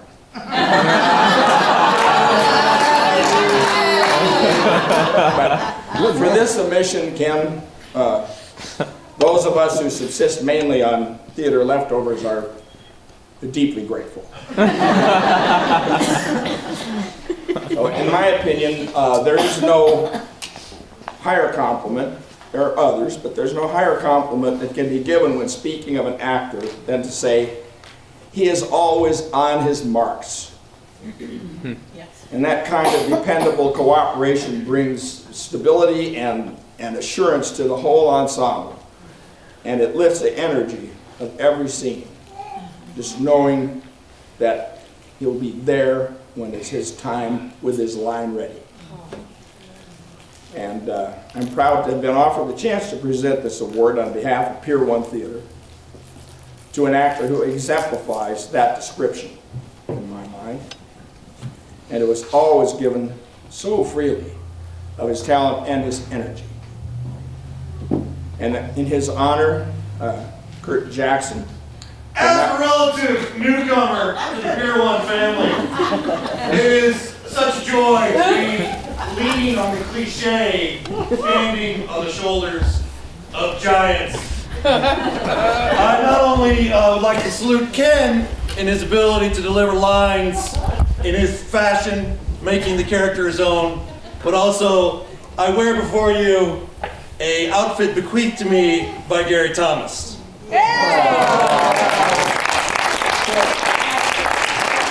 Instead of trying to revisit Ken's incredible friar tuck, I will take a nod from Ken and make it my own, so I present to you Farmer Tuck. Well, I deal in underdogs, young lady. They are my meat and drink, along with a keg of ale and a good mutton. I marry underdogs. I baptize their children. I find them their doctors, and then I bury them. I hear their confessions. I know that Sir Guy and the Prince have done to them and what they would like to do to Sir Guy and the Prince. And I intend to help them all do it.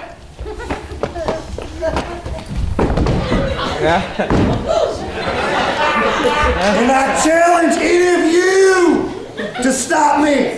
Ha! Come on, come on. I challenge all of you. Draw, have at it. And you, woman, I see the way you're looking at me. With those pouting lips and the toss of your hair. You're in cahoots with them, aren't you? Yeah, trying to distract me. Sneaking up from the rear, and I am my rear. Yeah. Well, I'm distractible. I'm not distractible. I'm a man of the cloth and celibate and pure. And yes, I'll admit it. We found a piece of flesh as fine as any in Sherwood. But I keep my vows, and your plans won't work.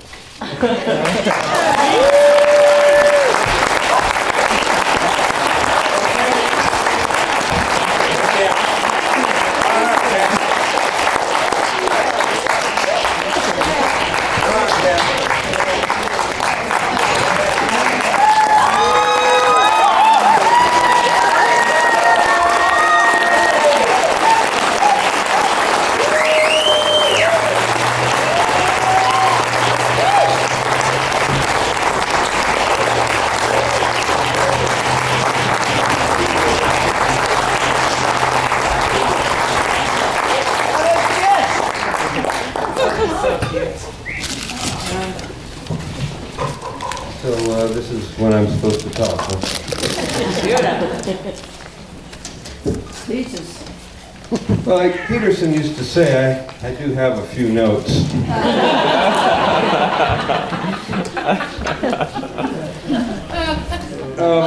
So some of you might remember a fellow named Admiral Stockdale, who was Ross Perot's running mate, speaking of Ross Perot, back in 1992. And so he was a vice presidential candidate, and he came on stage and he said, Who am I and why am I here? It's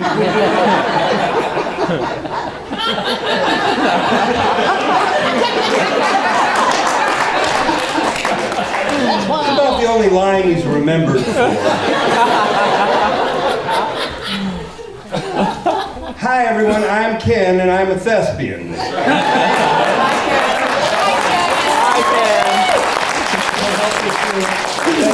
Thank you, I need all the help I can get.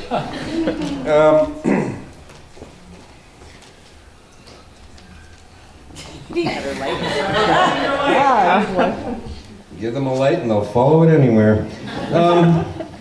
Well, so okay, I'm here tonight because just about 40 years ago, Lance Petersen, as you've heard by now, gave me a small part in a funny Christmas play. 3 parts actually. They were Dick and me and Marty Friedman played those parts. I can't really begin to imagine who I would be today had not Lance Petersen given me those parts to play.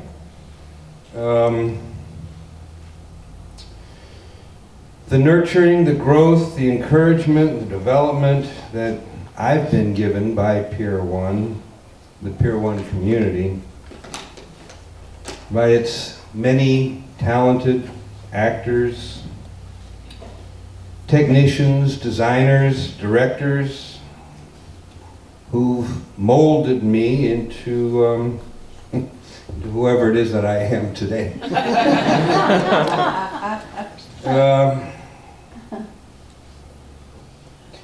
Yeah, Lance and Barb get buckets of credit, or I don't know, maybe blame. Do we have a vote?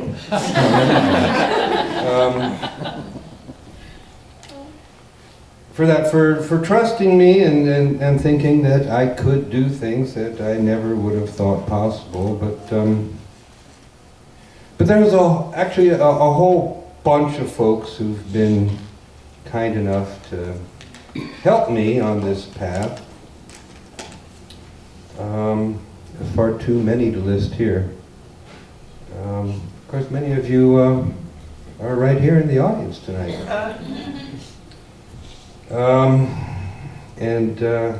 I'm just immeasurably grateful to all of you. And excuse me. Honestly, I can't imagine being in better company than with all of you guys here and with my fellow honorees tonight. I mean, wow. You guys are pretty cool. Yeah, right?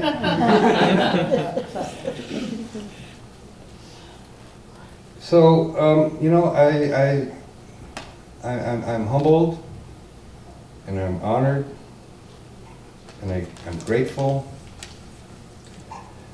and I love you all so much. We love you too. Thank you.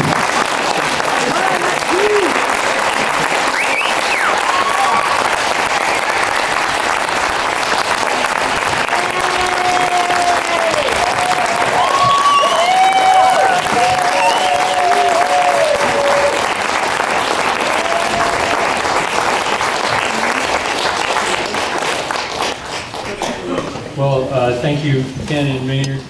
And Curtis, I'm glad that Curtis told us where he got that outfit, because as a fellow Hoosier, I would have bet you $1 it was in your closet all along. Because we know how to dress in the great state of Indiana.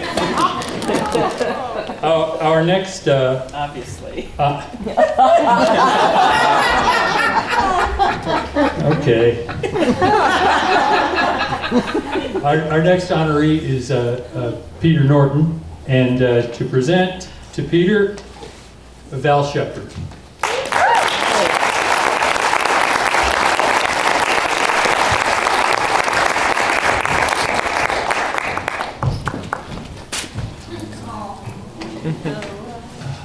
I can't promise I won't take up too much of your time, but I will do my best.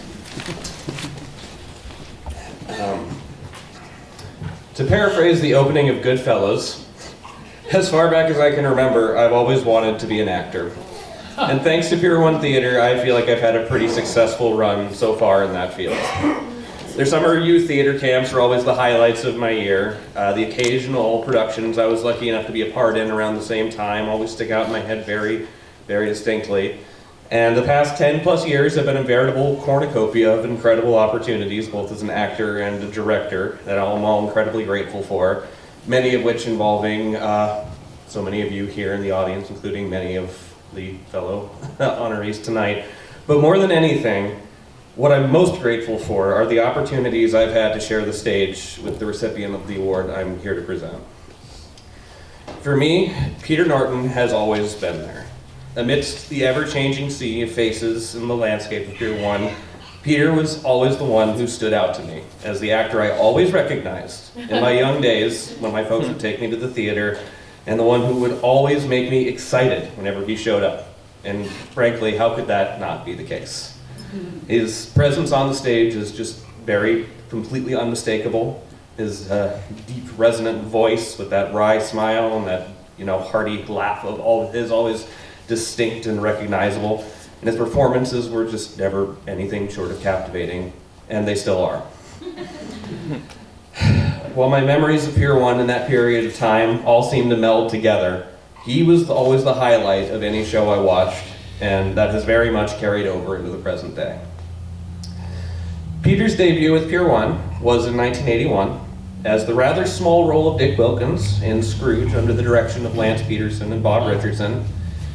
He says he might have gotten a singing role had Richardson not auditioned him as a tenor.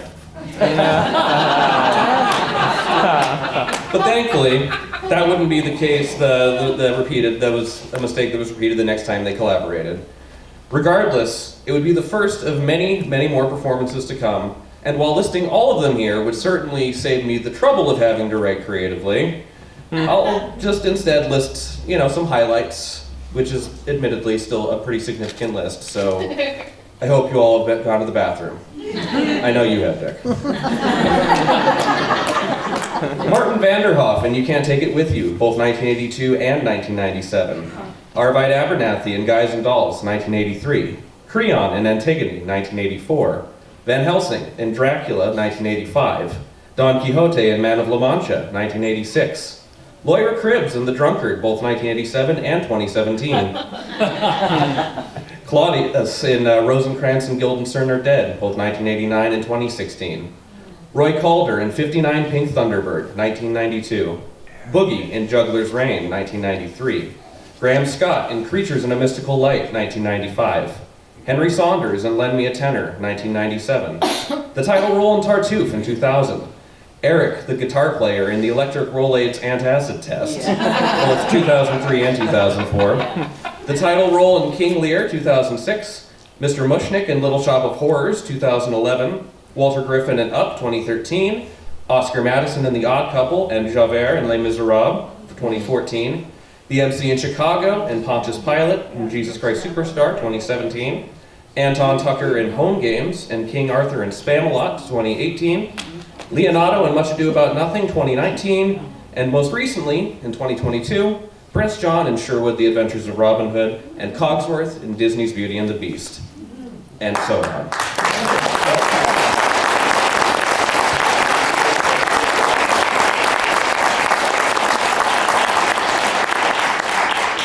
In addition to his incredibly prolific CV as an actor for Pier One, Peter has also had his hand in just about every other aspect of the Pier One scene to varying degrees, including stints as an assistant director, stage manager, set construction, tech crew, graphic design, a trombonist for the musicals he's not singing in, as well as the Kenai Peninsula Orchestra, and, by his own admission to such a small degree that it's not really worth mentioning, concessions.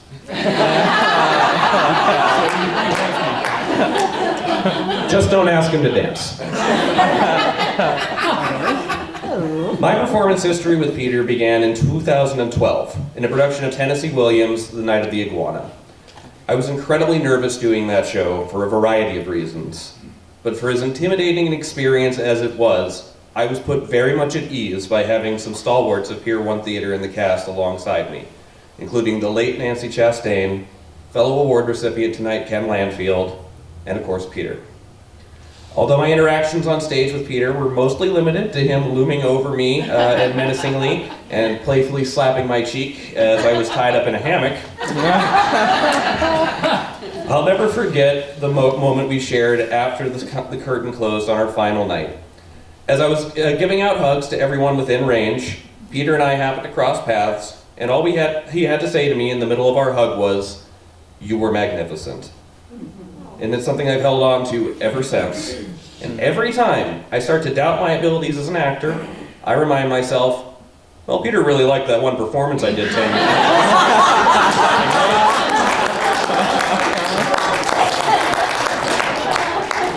We would share the stage again the next year in Moliere's The Imaginary Invalid, which involved him wrestling a massively oversized hypodermic needle out of my hands and giving me a taste of my own medicine, so to speak.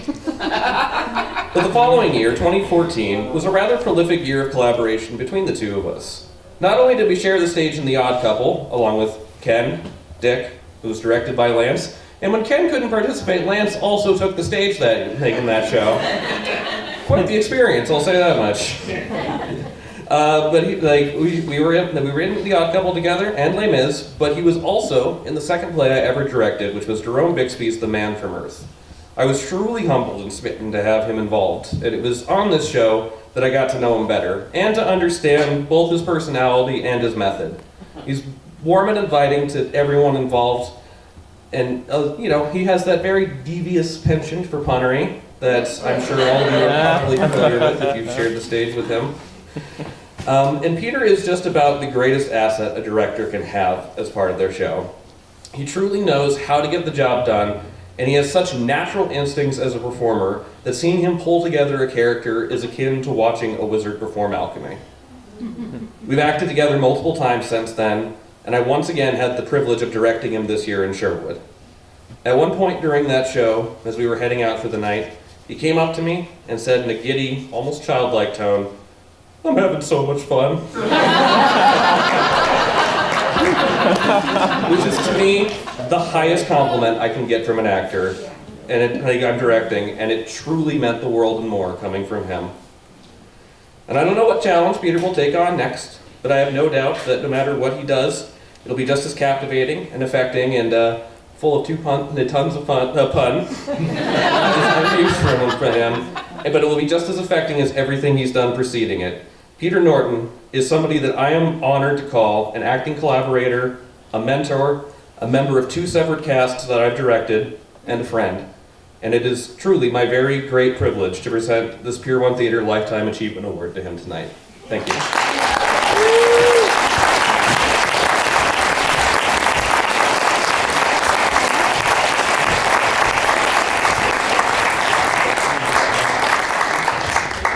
So I'm going to change things up a little bit, hopefully. We all know how good and how stirring Peter can be when he gives one of his monologues. I'm going to try to do one tonight. It's from a play by a man named Tom Ziegler. It's called Home Games. In it, Anton, who lives with his daughter and has dementia, addresses the audience several times.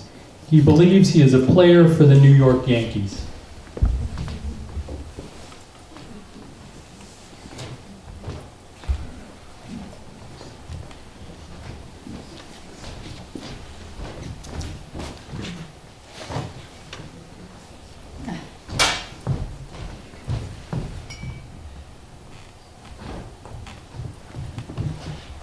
Me, I think he's depressed, because the fans been booing him a lot. I keep telling him, Mickey, just give the crowd a nod now and then, like, tip your hat when you go around third base.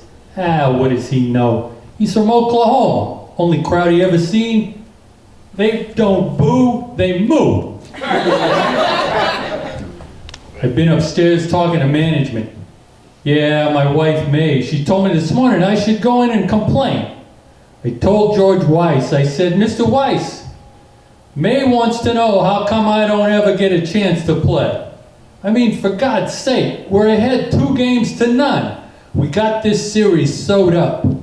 He said he'd talk to Stengel, so maybe I get a chance. Hey, I want to tell you fans, I appreciate you getting on the subway, coming all the way out here to Ebbets Field. Yeah, I ain't too wild about Brooklyn either. Something in the air. Ball don't travel good in Brooklyn air. Oh goodness, look at that. Beer. A bunch of it. Just sitting there. Stengel, you don't like it when we drink before a game. A little beer, how can that hurt? What do you think? You're right. What the hell? I don't do nothing but sit on the bench anyway. Oh, by the way, President Eisenhower, he's a lot better. Hey, how come you're sitting there so quiet and what's with the long faces? Okay, so we dropped the last 3 games to the Dodgers out there in Ebbets Field. I told you about that Brooklyn air, didn't I? It gets into everything. Yeah, even the hot dogs at the stands taste funny. But today, we're back in Yankee Stadium. And, well, will you look at that? Big sign saying, "We want Tucker." You know who hung that sign up there, don't you? That's right, my beautiful wife, May. I'd like to tell you something about May, even though she's probably going to kill me for opening my big mouth. That's right, she's pregnant. Any minute now, May's going to make me the father of a tough little baby boy, Anton Tucker II. Yeah, or his mother likes to call him Tony 2. So, somebody out there don't think I can hit a home run? You should stop by after the game and take a look at my May. So here we are, folks. 2 out, bottom of the 9th, game 6. Yankees are winning 5-1. Roy Campanella steps back into the batter box. Whitey Ford's 1 pitch away from his 2nd win in the series. Ford leads in, checks bearer for the sign. A hush settles over the crowd. Here's the windup, the pitch. Campanella connects, it's a high fly ball. Howard's under it, waves everyone away, and he catches the ball. The Yankees win, the series is tied 3 games apiece. Gets like this sometime for a big game, it's the tension, you know? But listen, by tomorrow afternoon, everything's gonna be terrific. Know why? Because Stengel's gonna play me tomorrow, that's why. And the Yankees are gonna win the series. And when I get home tonight, after the victory celebration, May's gonna hand me a son. There. Don't that make you feel better? See you tomorrow afternoon for Game 7. Oh, by the way, President Eisenhower, he's gonna make it. Good thing, too. Because if he died, know who'd be president right now? That's right, that fellow Richard Nixon. Yeah, I know. The good Lord, he'd never do a thing like that to us.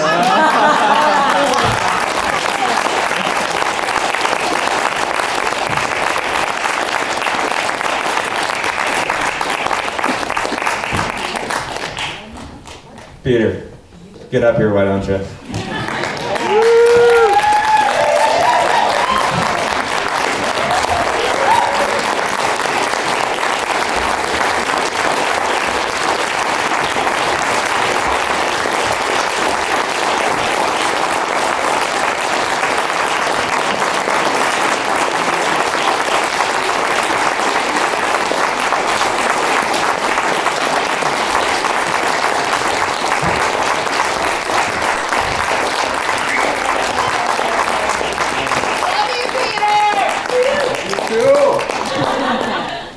I did not prepare anything to say.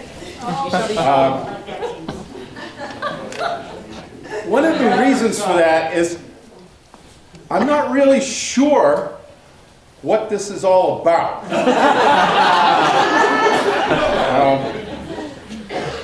You know, as far as I can tell, All I did is show up for auditions and get old.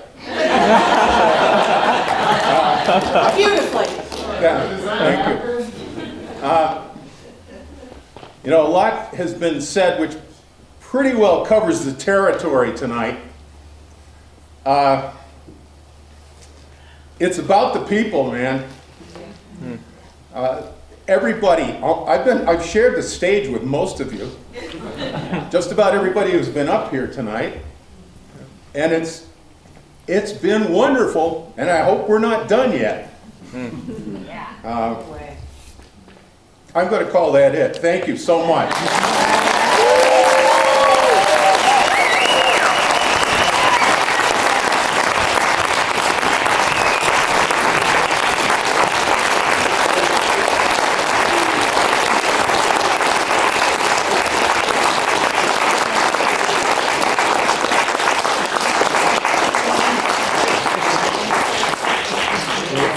Thank you, Peter and Val. The last honoree is Laura Norton, and I think the reason we kept Laura for last is because she is the youngest of the honorees, and we'd hope she'd still be awake.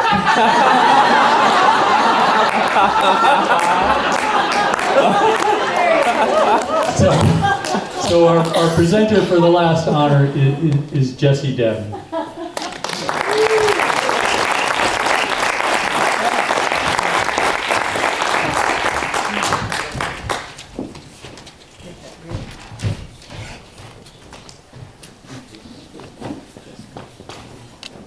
Brought a few notes. Few pages.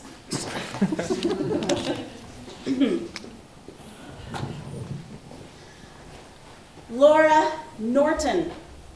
Enough said.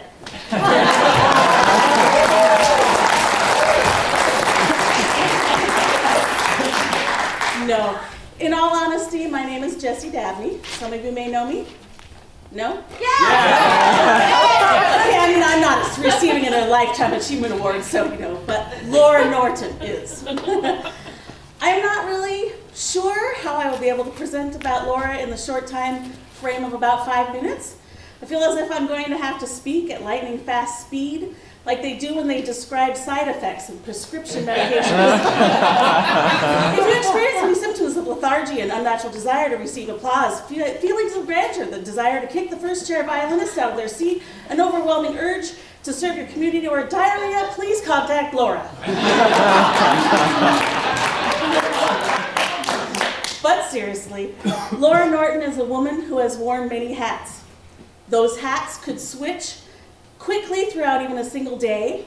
A mother, a wife, a friend, an artist, a member of Kenai Peninsula Orchestra, Kenai Peninsula Community Choir, Pier One Theatre, and many others. In each of these areas, she was a powerhouse, becoming indispensable. Let me don my first hat. Kenai Peninsula Orchestra and Community Choir. Laura herself will acknowledge that she does not know quite how long she has been involved with the organization, though it was around about 1990 when she joined. She blessed many audiences with her melodical clarinet playing, spending endless hours practicing, rehearsing, and performing with a great many of you here tonight, as well as dozens and dozens of others. Laura also managed the orchestra for 26 years, spending thousands of hours working behind the scenes, one of the biggest driving forces in growing and building the orchestra into what you enjoy today.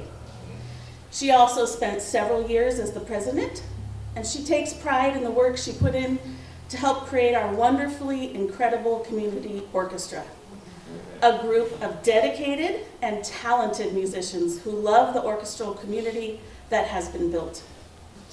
Laura loves the musical world, and it shows. Her voice has also rang through the Kenai Peninsula Community Choir, and she has spent several more millions of hours guiding, driving, organizing, advertising for, and performing with the choir.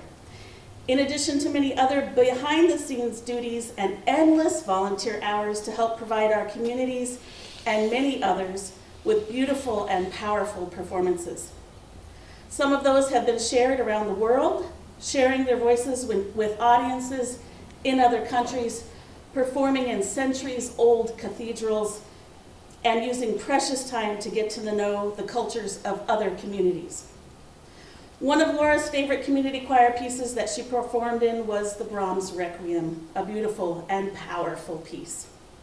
Her Energizer bunny-like stamina is comparable to no other in shepherding all of our fellow performances in orchestra and choir through all of these wonderful years of camaraderie and hard work. And Laura is no stranger to hard work.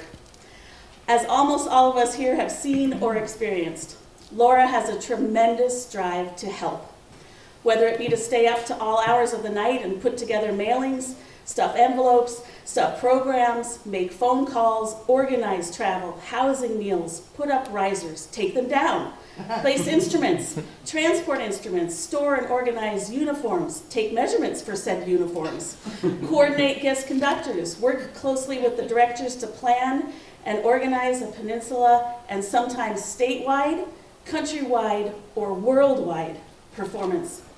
Laura is there to make it happen. Speaking of hard work and dedication, another hat that Laura has worn is the Pier One Theatre hat.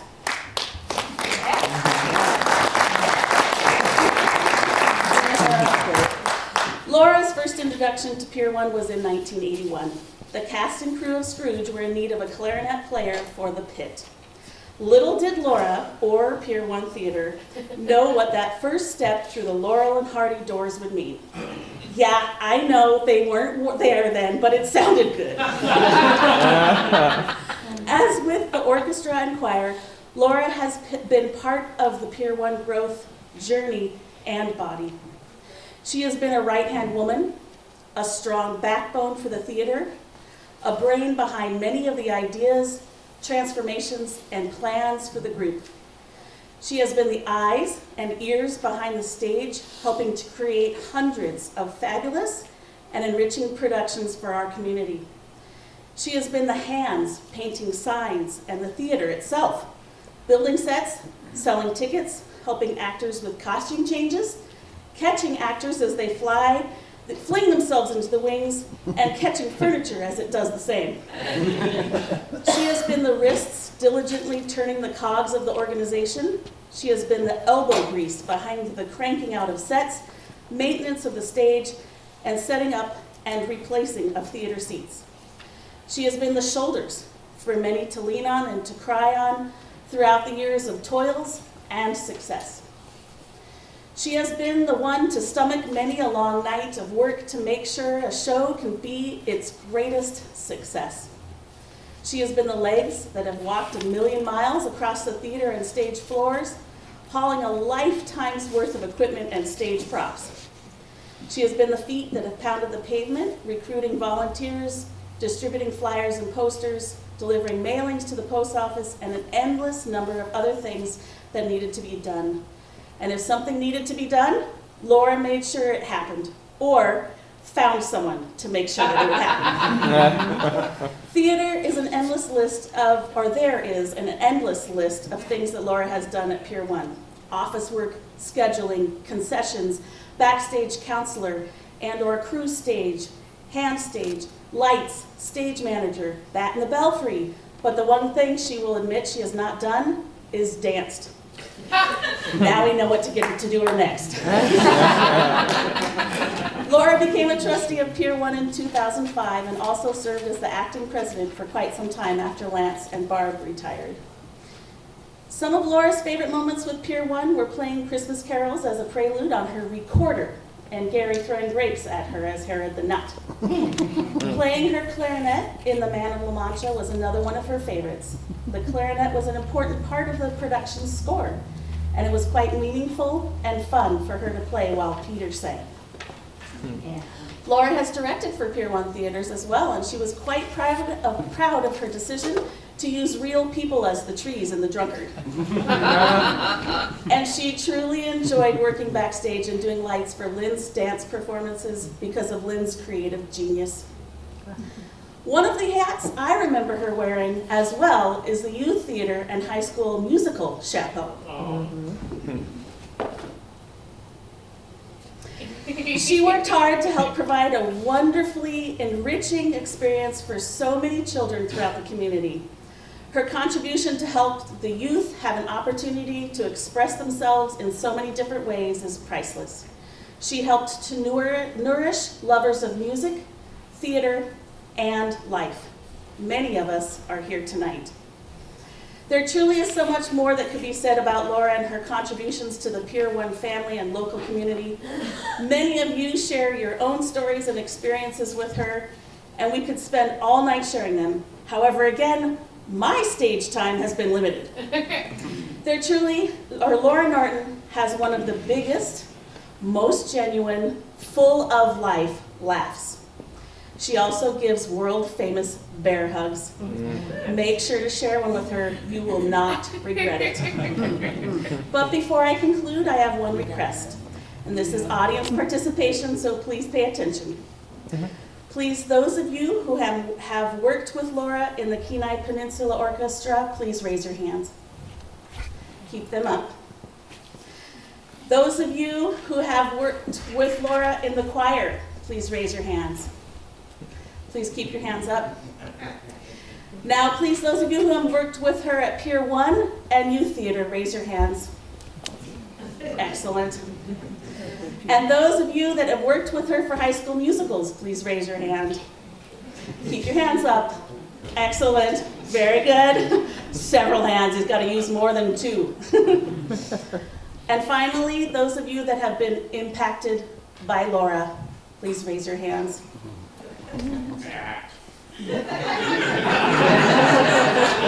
Laura Norton, enough said.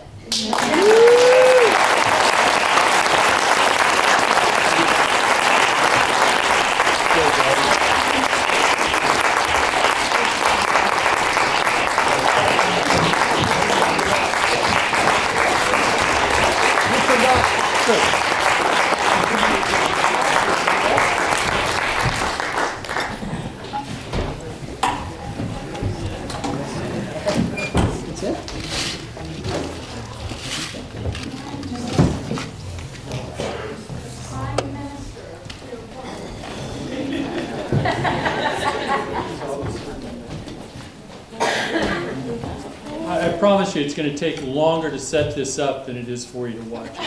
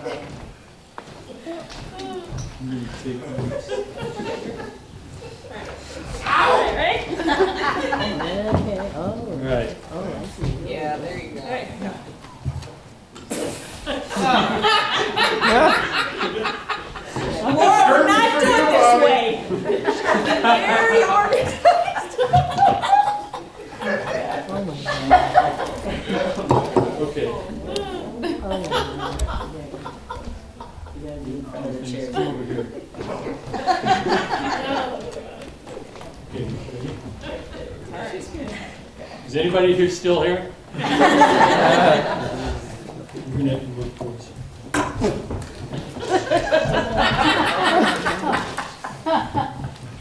Hello, everyone. I feel honored to be here today.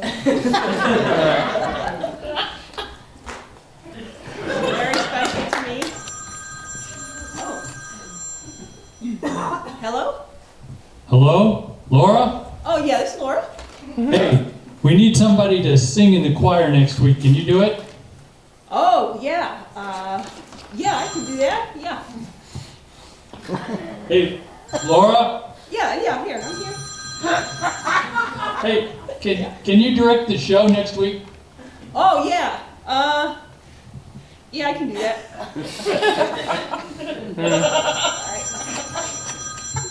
Hello? Yeah, hey, Laura, can you paint the sign show? Oh, yeah. I think, yeah, I can, for the show next week, yeah, I can do that. Ring, ring, ring. Yeah, hello. Hello, Laura. Hey. Can you babysit next week? Oh,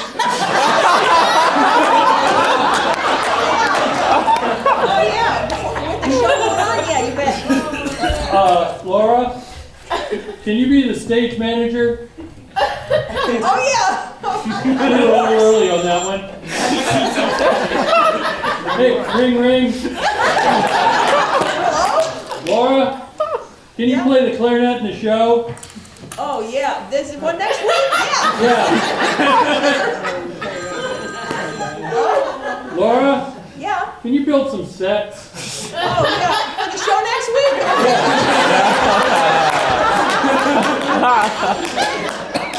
Hello? Hello, Laura. Yeah. Hey, can you manage the house next week? Oh, yeah, sure. Yeah. I think I can do that. Ring, ring, ring. Hello? Hey, Laura, could you organize the food for the cast and crew? I think I'm a little short-handed.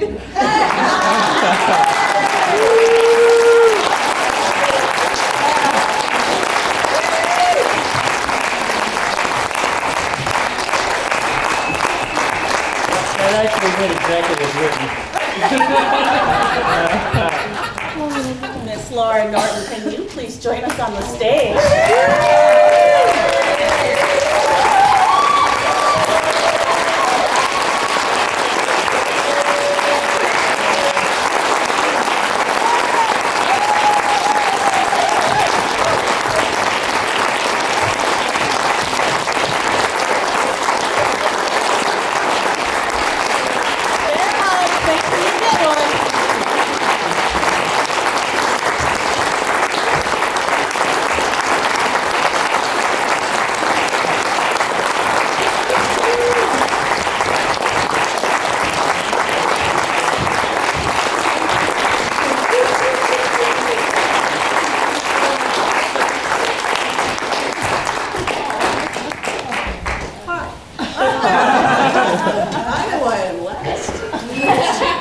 It's to remind you to pick up your trash.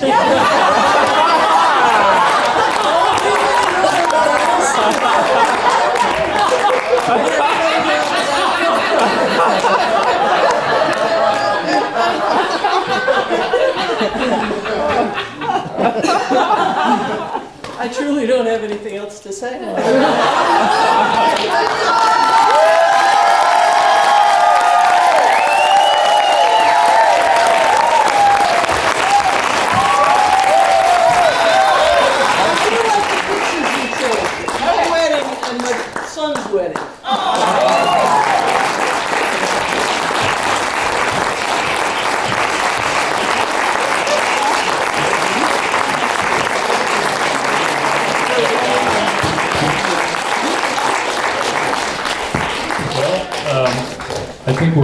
I think we're about done. One last thing I wanted to say, and I don't want to be morbid, but I do think it's really, really nice that we honor all these people and give me one last chance to be up on stage with the microphone before we all go over the rainbow to visit Dorothy and Toto. And I think it's good to remember what the Yankee great Yogi Berra said. We must remember, always go to other people's funerals or they won't come to yours. So thank everybody tonight. What a great community we live in and what a great community we're part of. Thank you.